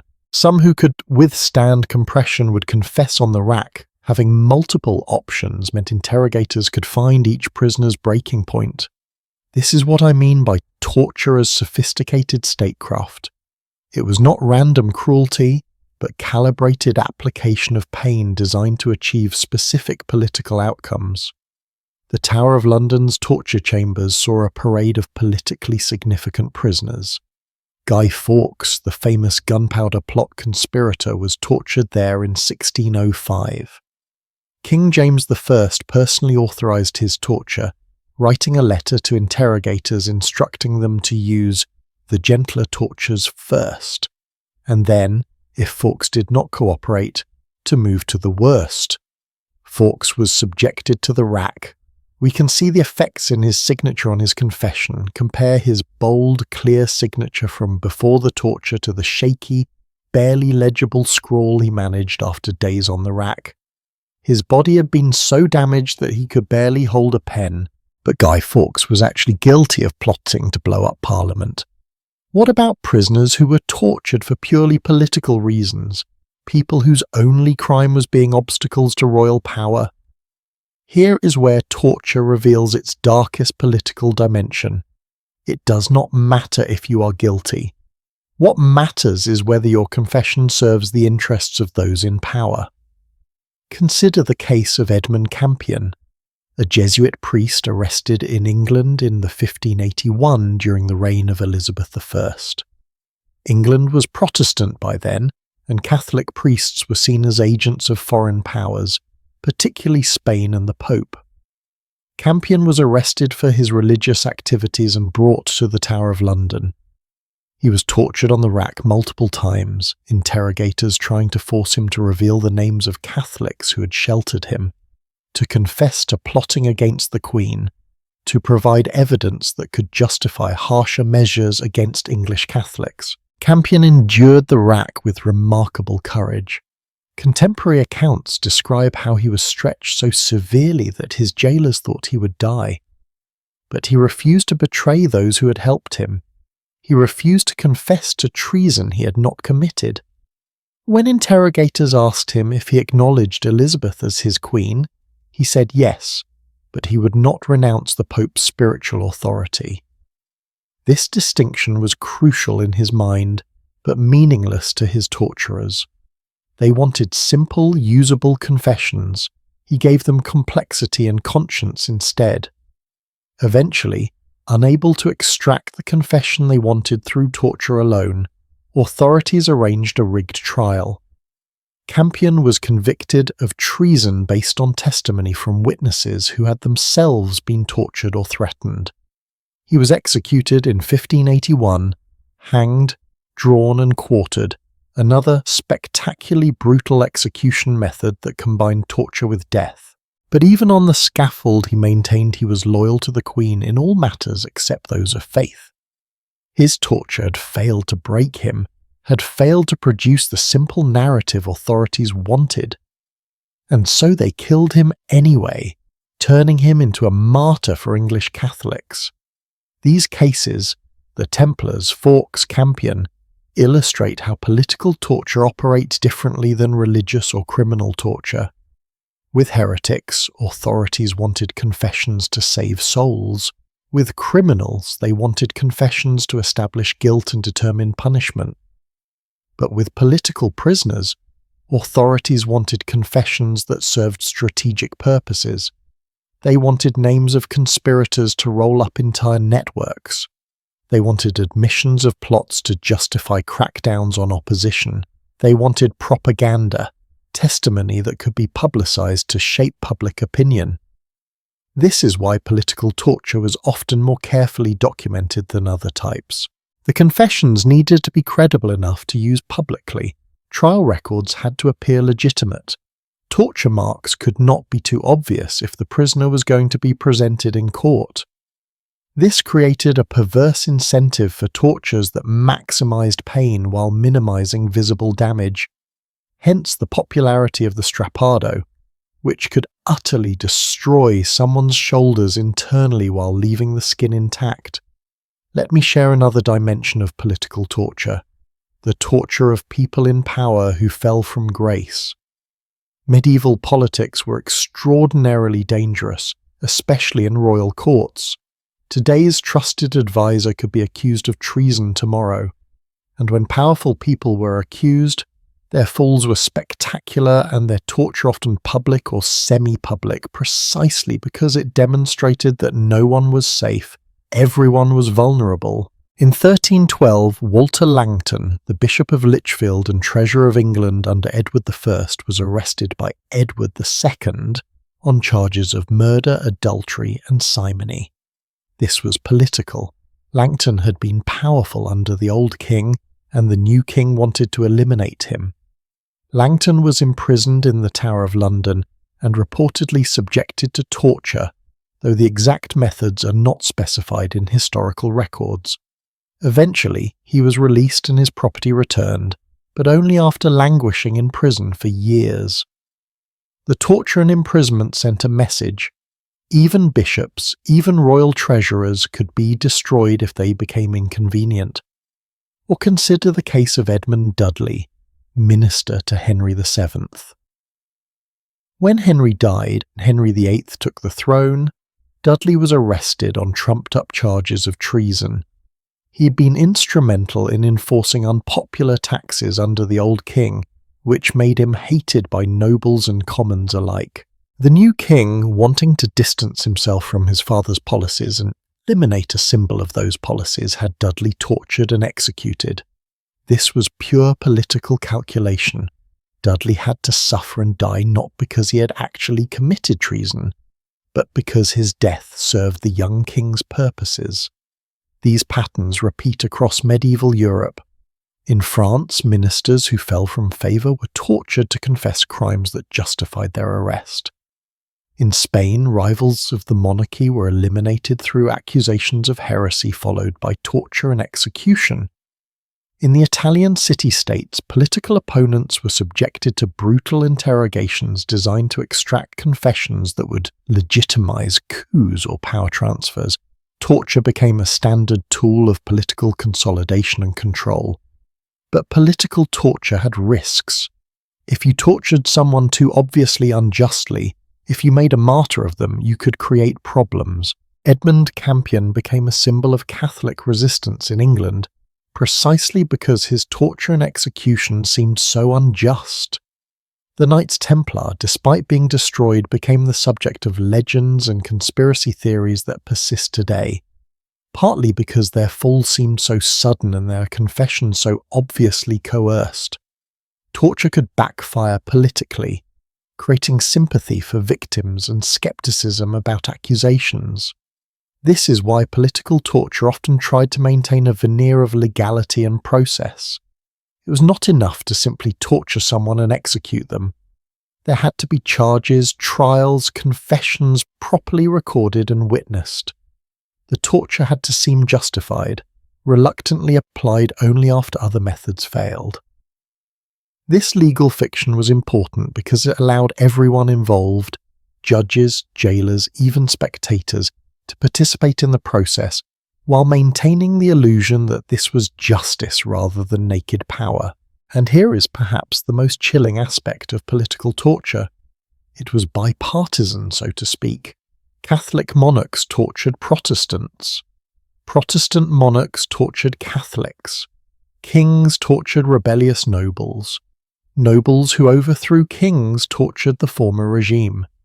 The specific ideologies changed, but the willingness to use torture as a political weapon remained constant. This suggests that torture is not really about ideology at all. It is about power, about control, about eliminating opposition, and extracting useful confessions regardless of their truth. So what have we learned from these political torture cases? First, that torture serves power more reliably than it serves truth. The Knights Templar confessions were almost certainly false, but they served King Philip's purposes perfectly. Second, that political torture requires bureaucracy and documentation. It must appear legitimate to be effective. Third, that even the powerful are vulnerable when torture becomes a tool of statecraft. And fourth, that the willingness to torture political opponents crosses all ideological and religious boundaries. Everyone does it when they think it serves their interests.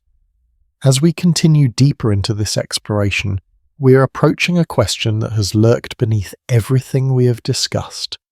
Did torture actually work?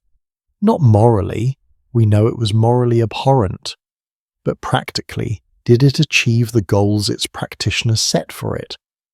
This is a dangerous question because even asking it seems to suggest torture might be justified if effective, but we must ask it anyway, because understanding the historical reality of torture effectiveness is crucial to ensuring we never repeat these mistakes. And the answer, as we are about to discover, is more complicated and more disturbing than you might expect. Because some torture, under some circumstances, did achieve its goals, which makes it even more important that we recognize why it must never be used. Money. Let us talk about money. Because behind every torture chamber, behind every inquisitor's court, behind every public execution, there was an economic infrastructure that made it all possible. Someone had to pay for the devices, someone had to fund the trials, someone had to cover the salaries of torturers, the cost of dungeons, the expense of maintaining a system dedicated to inflicting suffering. And here is where medieval torture reveals one of its most cynical dimensions. It was often self-funding. The torture system paid for itself by confiscating the property of its victims, creating perverse financial incentives that encouraged more accusations, more convictions, more torture. This was cruelty as business model, suffering as revenue stream. Let me take you inside the economics of the medieval torture industry because that's what it was, an industry with suppliers, labourers, customers and profit margins. And understanding the money helps us understand why torture persisted for so long despite everyone knowing it produced unreliable information. Because reliable information was never the point, profit and power were the point, and torture delivered both. Start with the simplest economic question: who paid for torture? The answer varied by jurisdiction and time period, but the general pattern was consistent and disturbing. When someone was accused of heresy, witchcraft, or serious crime, their property could be seized even before conviction. This meant that the very institution prosecuting them, whether it was the Inquisition, the secular court, or the local lord, would gain financially from a guilty verdict. And since torture almost always produced confessions, and confessions almost always led to convictions, the system created a direct financial incentive to accuse, arrest, and torture people. Let me give you a specific example that illustrates how this worked in practice. During the Spanish Inquisition, which officially began in 1478, the funding model was explicitly based on confiscation. When someone was arrested on suspicion of heresy, their property was immediately inventoried. If they were convicted, which remember was nearly guaranteed once torture began, their entire estate would be confiscated. Part of this went to the royal treasury, part went to the church, and part went to funding the Inquisition itself, including paying for the trials, the prisons, and yes, the torture. This created a horrifying feedback loop. The more people the Inquisition convicted, the more money it had to operate. The more money it had, the more cases it could pursue. The more cases it pursued, the more property it confiscated. The system was designed to grow, to expand, to find more victims, because each victim funded the apparatus that would find the next victim. And who were the prime targets? Not the poorest peasants, who had little property worth confiscating. No, the Inquisition and similar institutions often targeted people with assets, wealthy conversos, Jews who had converted to Christianity but were suspected of secretly maintaining Jewish practices, successful merchants, landowners, people whose confiscated estates would significantly fund the torture machine. This is why the destruction of the Knights Templar, which we discussed earlier, was so lucrative for King Philip IV. He was not just eliminating a political rival, he was conducting what amounted to the largest asset seizure in medieval history. Now, let us talk about the costs involved, because running a torture system was not cheap. First, there were the facilities. Dungeons had to be built and maintained. Torture chambers required specific architectural features, strong ceiling beam for the strappado, reinforced floors for the rack, ventilation system that prevented screams from being too easily heard outside. These were capital investments that required upfront money. Then there were the devices themselves. A rack was not a simple piece of furniture. It required skilled carpentry, iron fittings, rope mechanisms that could withstand enormous tension. Thumb screws had to be precisely machined metal. Braking wheels needed to be sturdy enough to support a human body while being struck with hammers. Some jurisdictions commissioned elaborate torture devices that were as much display pieces as functional tools, decorated with religious imagery, or aristocratic symbols. These cost real money. And then there were the personnel costs. Torturers, as we discussed, were paid employees. In some cities, they received regular salaries. In others, they were paid per session. So much for operating the strappado, a different rate for the rack, special rates for executions. We have account books from some medieval courts that list these expenses alongside payments for candles and office supplies. To the torturer for 3 sessions of the question, 6 livres.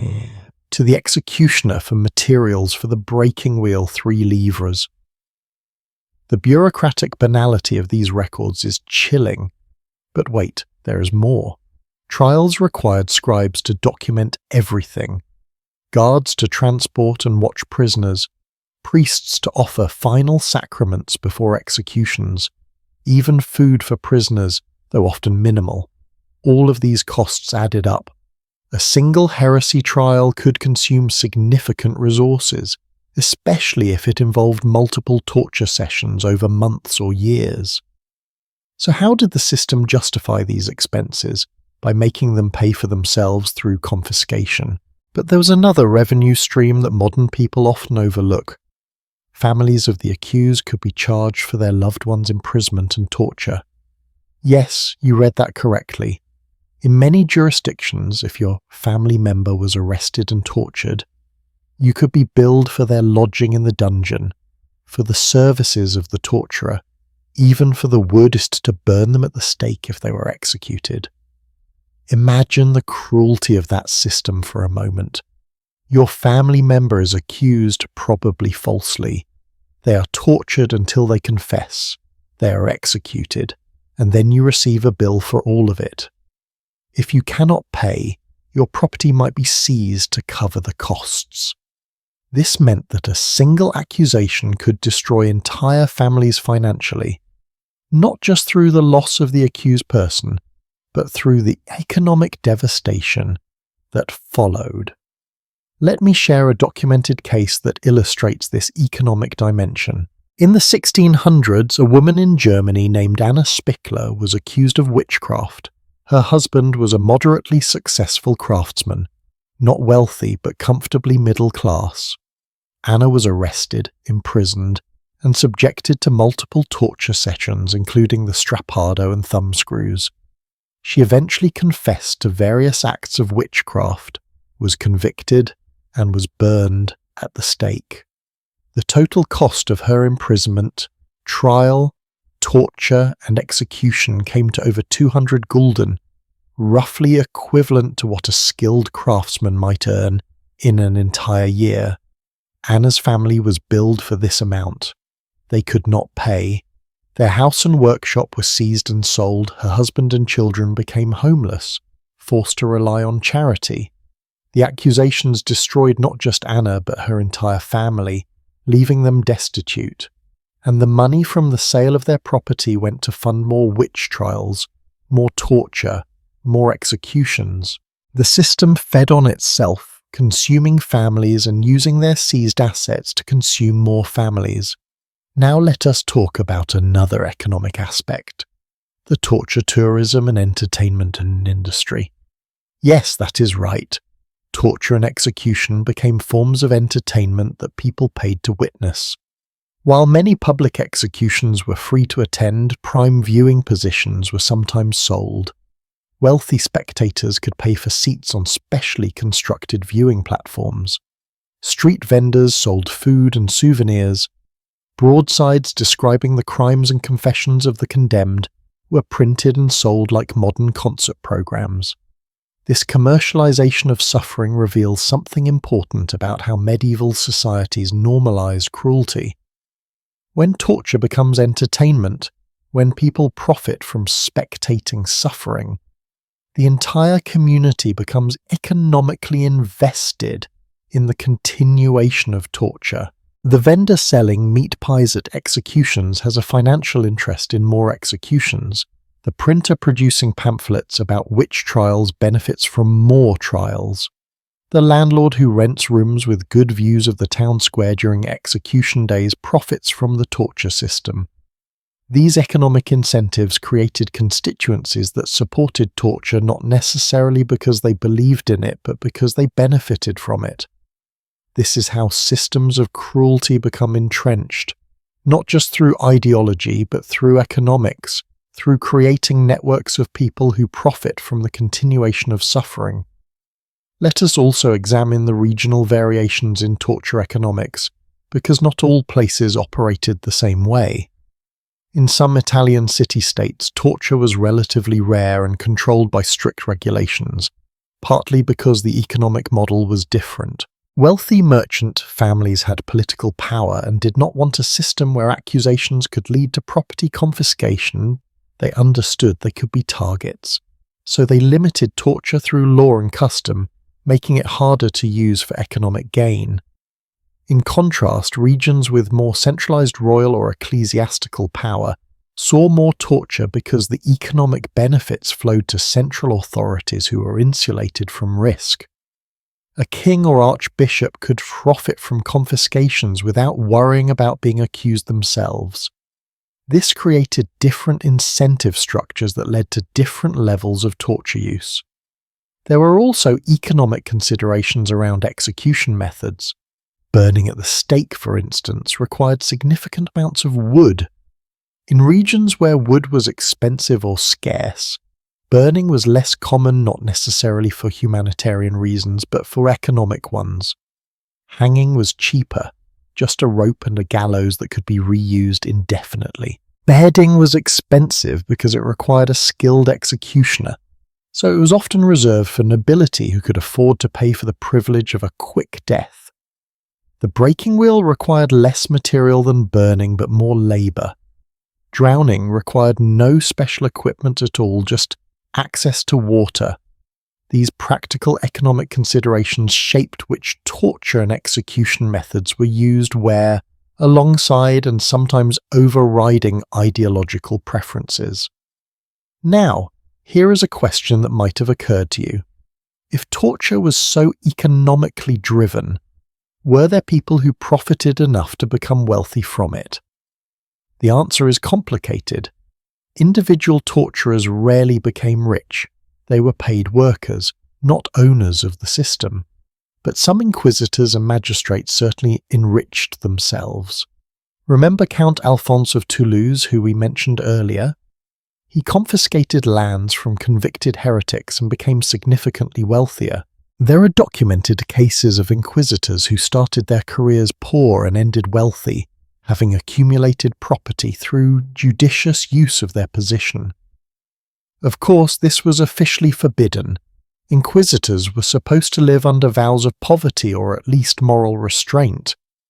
But the temptation of controlling the confiscation process while also deciding guilt or innocence proved too much for some. Corruption was inevitable in a system designed around perverse incentives. The economic dimension of torture also explains why reform was so difficult. When you have built an entire infrastructure around torture, jobs, property flows, commercial activities, dismantling that infrastructure threatens economic interests. The torturer who loses his salary, the scribe who loses his employment, the merchant who loses execution day business, these people had reason to resist change. This is why torture persisted even as philosophers and religious reformers began arguing against it. Economic inertia is powerful. Let me share one more economic angle that is particularly dark. The market for torture device. We know that devices like thumbscrews, breaking wheels, and racks were manufactured by craftsmen and sold or rented to courts and inquisitions. Some blacksmiths specialized in making torture implements. There are records of orders being placed, of prices being negotiated, of quality being assessed. The thumbscrews you sold us last month broke after only 5 uses. We demand better quality. This commercial correspondence exists in archives, treating instruments of human suffering as just another product with quality standards and customer service. This industrialization of torture creation meant that innovations in torture technology could spread quickly. Particularly effective design for a rack developed in one region could be copied and sold elsewhere. Torture became subject to the same market forces as any other craft. Competition, innovation, standardization, the casual commercialism of it all is breathtaking in its moral blindness. So what does this economic analysis teach us? First, that torture was never just about ideology or justice, it was also about money, profit, and economic incentives. Second, that self-funding systems of cruelty are particularly dangerous because they create constituencies invested in their continuation. Third, that economic interests can preserve evil systems long after their moral bankruptcy becomes obvious. And fourth, that we should always ask who profits when examining systems of institutionalized cruelty, whether historical or contemporary. The economic dimension of torture also connects to our modern world in uncomfortable ways. Private prisons that profit from incarceration, military contractors who profit from war, systems where those who benefit from suffering are different from those who suffer. These patterns repeat. The specific mechanisms change, but the fundamental dynamic remains. When cruelty becomes profitable, it becomes persistent. As we near the end of this dark journey through medieval torture, we need to address 2 final questions. First, how did this all finally end? What brought about the abolition of legal torture in Europe? And second, what lessons can we extract from this history to prevent repetition? Because make no mistake, torture did not end with the medieval period. It evolved, it moved, it found new justifications and new methods. But the fundamental human capacity for institutionalized cruelty remains. Understanding how medieval torture finally declined, what arguments and circumstances led to its abolition, gives us tools for recognizing and resisting torture wherever it appears. That is where we turn next to the decline of medieval torture and the uncomfortable truth that its end was neither complete nor permanent. Something changed, slowly gradually, over centuries rather than decades, but something fundamental shifted in how European societies thought about torture. The devices did not suddenly disappear. The inquisitors did not wake up one morning overcome with conscience. The economic incentives remained. But between the late 1600s and the mid-1800s, legal torture went from being a normal, accepted part of the justice system to being officially abolished across most of Europe. This transformation is one of the most significant moral developments in Western history, and understanding how it happened, what arguments worked, what conditions made change possible, what forces resisted, gives us a roadmap for recognizing and dismantling systems of cruelty in our own time. But here is the uncomfortable truth we need to confront immediately. The abolition of legal torture in Europe was neither complete nor permanent. Torture did not end.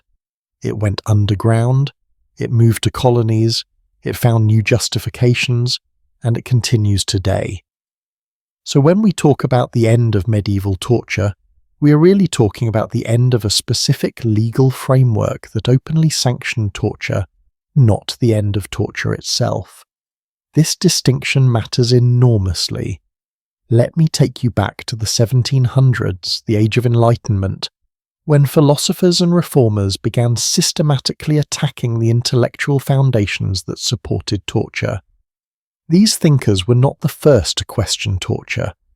There had always been isolated voices of dissent, but the Enlightenment created a critical mass of opposition, a coherent set of arguments that could not be ignored. The most influential anti-torture text of this era was a slim book published in 1764 by an Italian nobleman named Cesare Beccaria.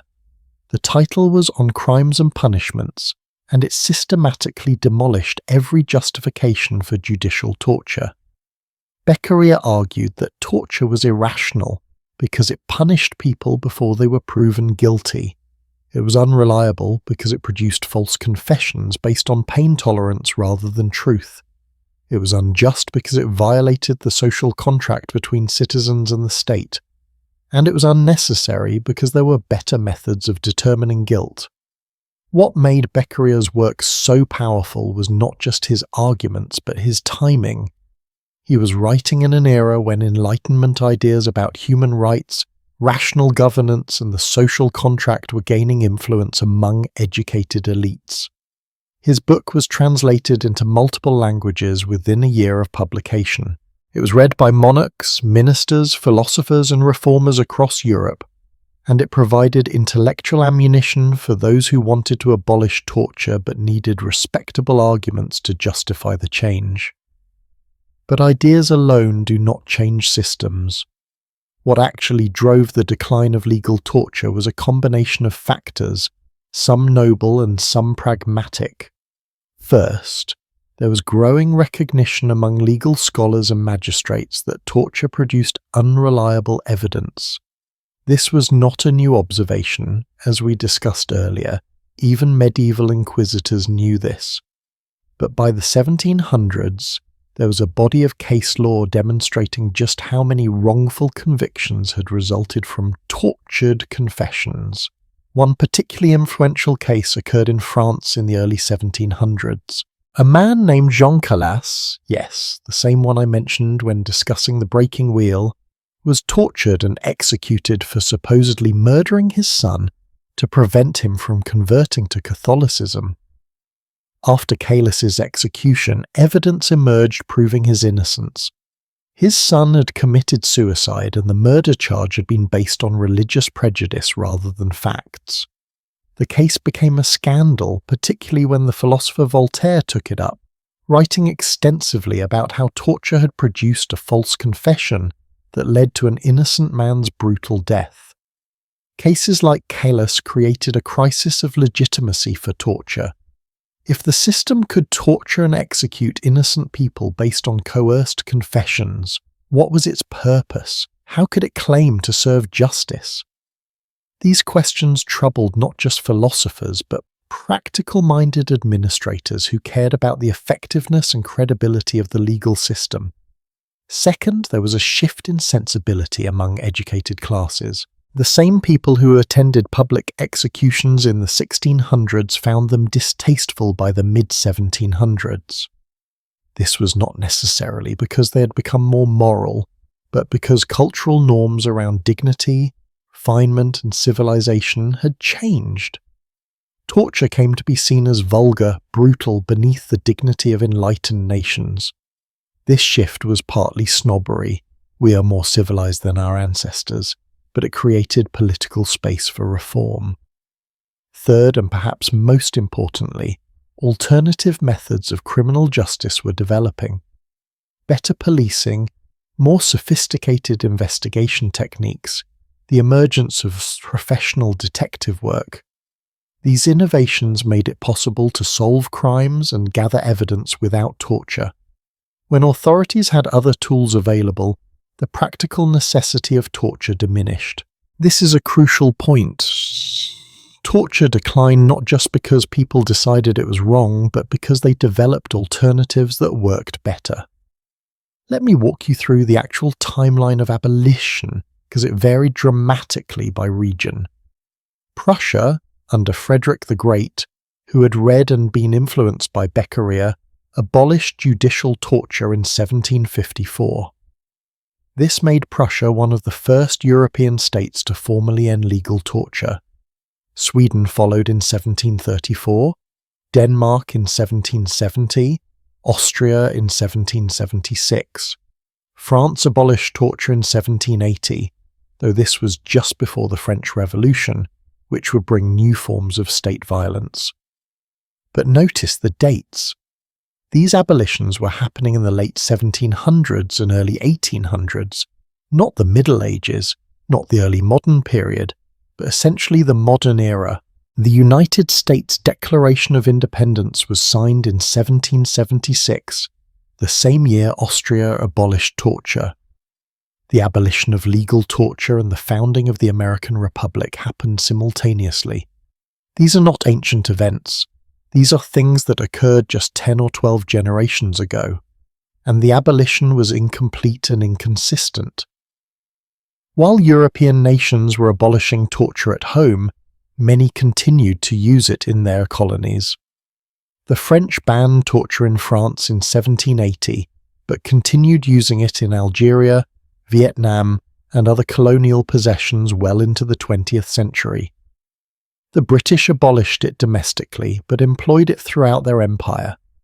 This pattern reveals an uncomfortable truth.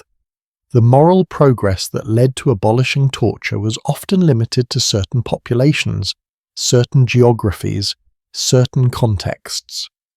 The underlying capacity and willingness to torture did not disappear, it was just relocated and rejustified. Even within Europe, abolition did not mean immediate cessation. Laws changed before practices did.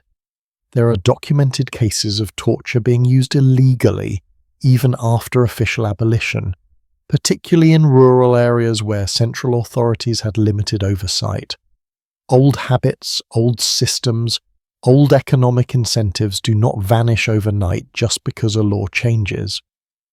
Let me tell you about one of the last legal torture cases in Europe, because it illustrates both how late torture persisted and what finally drove its complete abolition. In Germany, the last documented breaking wheel execution occurred in 1841, as I mentioned earlier, but torture for interrogation purposes continued even later in some jurisdictions. The last recorded use of thumbscrews in a German court was in 1866. 1866! That is the same year the Civil War ended in America. That is the era of photography, railroads, telegraphs, and the beginning of the Industrial Revolution. And yet someone was having their fingers crushed in thumbscrews as part of a legal proceeding. What finally ended these last holdouts? A combination of factors. Improved communication meant that local abuses could be reported nationally and internationally, creating embarrassment and pressure. The development of human rights frameworks, particularly after the revolutions of 1848, created stronger legal protections. Professional standards for legal proceedings made torture incompatible with modern jurisprudence. And perhaps most importantly, torture became associated with backward, uncivilized nations, and no European power wanted that designation. But here is where we must be very clear about what did and did not change. Legal, public, officially sanctioned torture declined, but torture did not end. It moved, it hid, it found new justifications. Throughout the 19th and 20th centuries, even as European nations congratulated themselves on abolishing torture, they employed it extensively in colonies, in wars, in police interrogations that occurred behind closed doors. The Nazis used systematic torture. The Soviets used torture. During the Algerian War of Independence in the 1950s and 60s, French forces used techniques that would have been recognizable to medieval inquisitors: stress positions, suspension, electric shocks, a modern innovation, water torture. The 20th century saw more torture, affecting more people than any medieval period. The tools changed, but the fundamental practice continued. And today, torture is officially banned by international law. The United Nations Convention Against Torture, ratified in 1984, prohibits torture under any circumstances. The Geneva Conventions prohibit torture of prisoners of war. Nearly every nation on earth has signed treaties banning torture, and yet Amnesty International and other human rights organizations document torture occurring in more than half the countries in the world. It happens in democracies and dictatorships, in wealthy nations and poor ones, in times of peace and times of war. Modern torture often uses the same physiological principles as medieval torture. Stress positions that cause joint damage, essentially the same mechanism as the strappado. Sleep deprivation that breaks down mental resistance, a technique inquisitors used. Sensory deprivation, isolation, psychological manipulation, all part of the medieval torturer's toolkit, now refined with modern psychological research. The main difference is public acknowledgement. Medieval Europe tortured openly and legally. Modern nations torture secretly and deniably, using euphemisms like enhanced interrogation techniques or pressure instead of the word torture. They outsource it to other countries through rendition programs. They do it in black sites and secret prisons, not in town squares. But the fundamental act, inflicting severe pain or suffering to extract information or confessions, remains the same. So what does this history of abolition teach us? First, that moral progress is possible but fragile. Torture was normalized for centuries, then delegitimized relatively quickly, then returned in new forms. Second, that legal abolition is necessary but insufficient. Laws against torture matter, but they must be enforced, monitored, and defended constantly. Third, that torture thrives in secrecy and dies in transparency. Public torture became intolerable when sensibilities shifted, but secret torture continues because most people do not see it. Fourth, and perhaps most importantly, abolishing torture requires alternatives. Medieval and early modern Europe relied on torture partly because they lacked other investigation methods. Modern societies have forensics, surveillance, databases, professional policing, tools that make torture unnecessary for practical purposes. But we must remain vigilant, because in times of crisis, in moments of fear, there is always pressure to do whatever it takes to get information or confessions, and that pressure can resurrect torture under new names. The medieval torture system took centuries to build and centuries to dismantle. Supported by ideology, enabled by economics, normalized by practice, and perpetuated by institutions. Its decline required sustained intellectual opposition, practical alternatives, cultural shifts, and legal reform. Even then, the decline was incomplete. The lesson is not that we have moved beyond the capacity for torture. Clearly we have not. The lesson is that preventing torture requires constant effort, institutional safeguards, and collective commitment to human dignity, even when it is inconvenient or seems to conflict with security concerns. Let me ask you a hard question. If you had lived during the transition period, say the 1700s, when torture was being abolished in some places but continued in others, what would you have done? Would you have been among the reformers arguing for abolition? Or would you have been part of the majority who accepted torture as necessary, at least in extreme cases? Would you have had the courage to stand against centuries of tradition and institutional practice? These are not hypothetical questions because we face similar choices today. When governments claim they need harsh interrogation methods to prevent terrorist attacks, when police argue they need aggressive tactics to fight crime, when militaries claim they must extract information from captured enemies by any means necessary, these are modern echoes of the arguments that sustained medieval torture. How we respond determines whether the cycle continues or breaks. As we approach the conclusion of this journey through medieval torture and its legacy, we need to tie everything together. We have explored the devices, the victims, the perpetrators, the economics, the politics, the gender dimensions, and the decline. But what does it all mean? What can we learn from this dark chapter of human history that helps us navigate the present and shape the future? The final part of our exploration will synthesize these lessons, confront the most uncomfortable truths about human nature and institutional cruelty, and ask what responsibility we have to ensure that the horrors we have discussed never happen again, or at least happen less often, to fewer people with more resistance and opposition. Because the story of medieval torture is not just about the past, it is about the eternal human struggle between our capacity for cruelty and our aspiration for dignity, between the ease of inflicting pain and the difficulty of building just societies that protect the vulnerable. That is where we finish, with lessons, with warnings, and with hope that understanding the worst of what we are capable of might help us choose to be better. We have walked together through the darkest corridors of human history. We have stood in torture chambers and witnessed the suffering that defies comprehension. We have met the victims, the perpetrators, the profiteers, and the reformers. We have seen how ordinary people participated in extraordinary cruelty, how institutions normalized brutality, how entire societies convinced themselves that inflicting pain was not just acceptable but righteous. And now, at the end of this long journey, we must ask the hardest question of all. What does this history teach us about ourselves? Not about medieval people, not about our ancestors, but about us, here, now, today. Because that is the real point of studying medieval torture.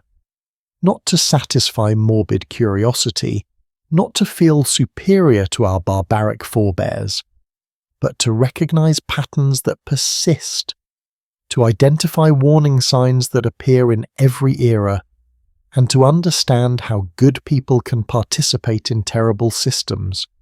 This knowledge is not comfortable, but it is necessary. Let me start with the most uncomfortable truth. The people who built and operated the medieval torture system were not monsters. They were humans, just like us. They loved their families, they went to church, they enjoyed music and food and friendship. They laughed at jokes and cried at funerals. And then they went to work and turned screws that crushed fingers, pulled ropes that dislocated shoulders, lit fires under prisoners' feet. This capacity to compartmentalize, to separate our actions from our self-image, to participate in cruelty while maintaining a narrative of ourselves as good people, this is not a medieval trait. This is a human trait. And until we acknowledge it, we remain vulnerable to repeating the same patterns. Think about the inquisitors who truly believed they were saving souls through torture. Their intentions were, in their own minds, good. They saw themselves as doctors treating a spiritual disease, as shepherds protecting their flock from corruption. The brutality of their methods did not contradict their self-image, because they had a framework provided by their church, their education, their society, that justified everything they did. Intention does not matter if the framework is wrong. Good intentions operating within evil systems still produce evil outcomes. Or think about the crowds who attended public executions, who brought their children to watch people being broken on wheels or burned at stakes. They were not all sadists. Most were ordinary people participating in what their society defined as normal, acceptable, even educational. They'd been taught that this was justice, that criminals and heretics deserved such treatment, that witnessing punishment was a civic duty. They believed what their culture told them to believe, just as we believe what our culture tells us to believe. The question is, which of our current beliefs and practices will future generations look back on with the same horror we feel toward medieval torture? This brings me to the first major lesson. Normalized cruelty depends on social permission. Torture flourished when authorities sanctioned it, when religious institutions blessed it, when communities accepted it, when economic incentives encouraged it. It declined when those permissions were withdrawn, when alternative narratives gained strength, when enough people said this is wrong, loudly enough to be heard. The implication is clear. We have power, not individually perhaps, but collectively.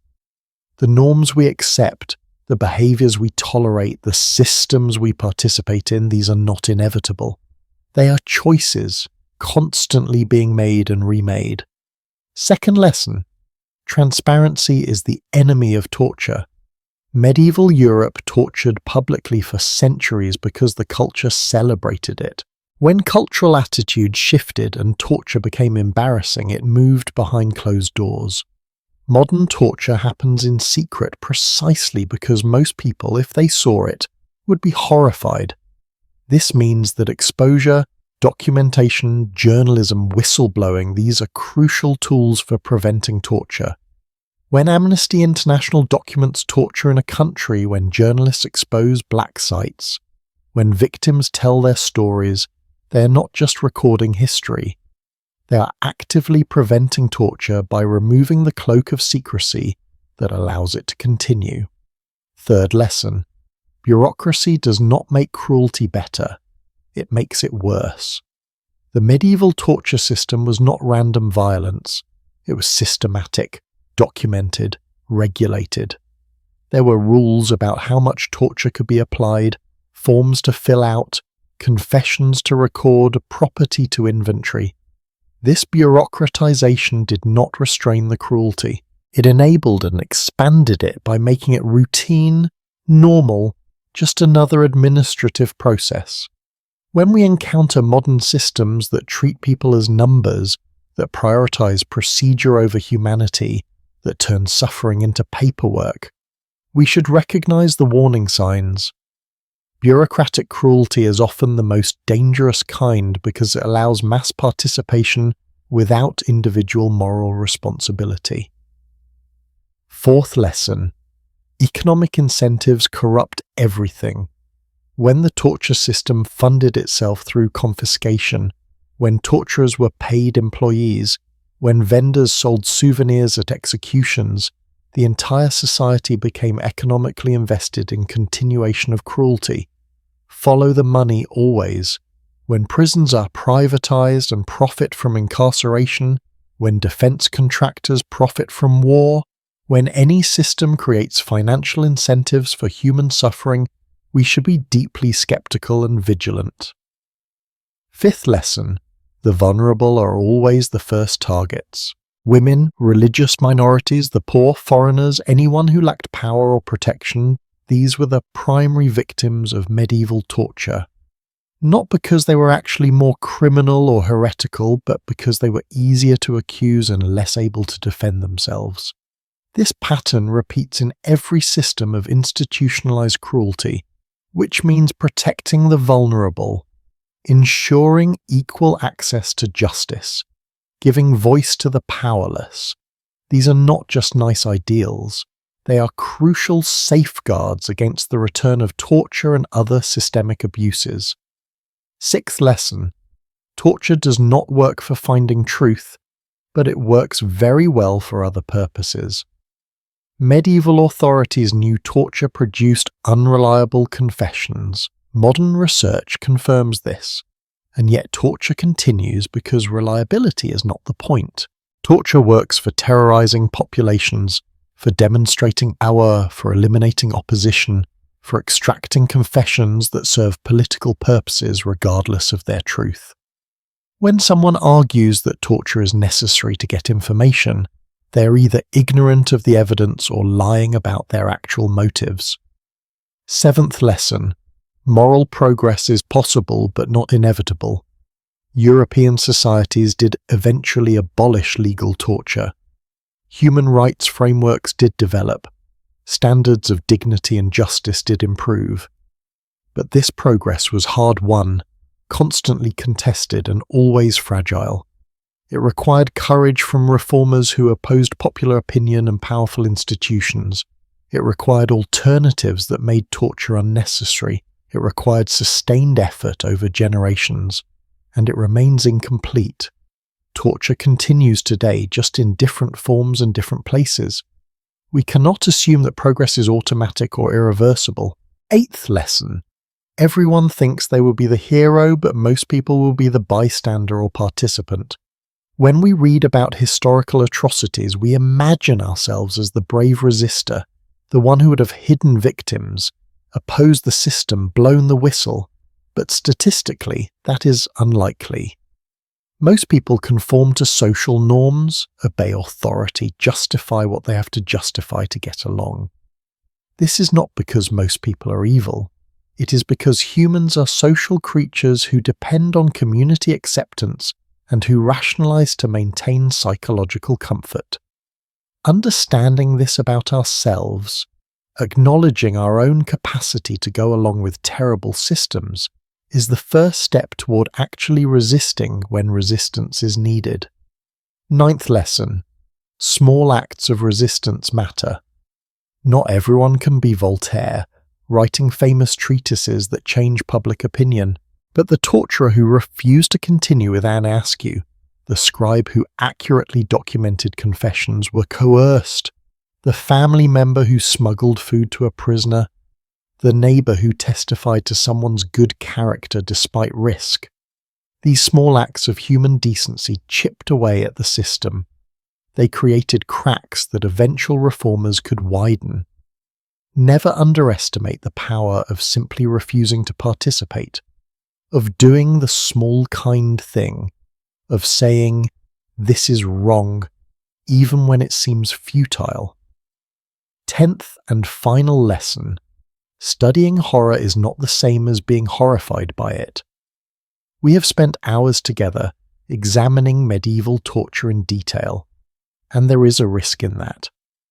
When we analyze torture academically, when we discuss the mechanics of devices, when we treat it as historical subject matter, we can become desensitized.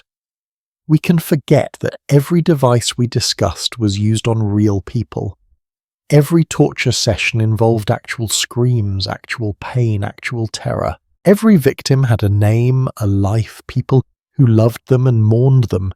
We must maintain our capacity for appropriate horror, not performative shock, not virtue-signaling outrage, but genuine moral revulsion at the infliction of unnecessary suffering.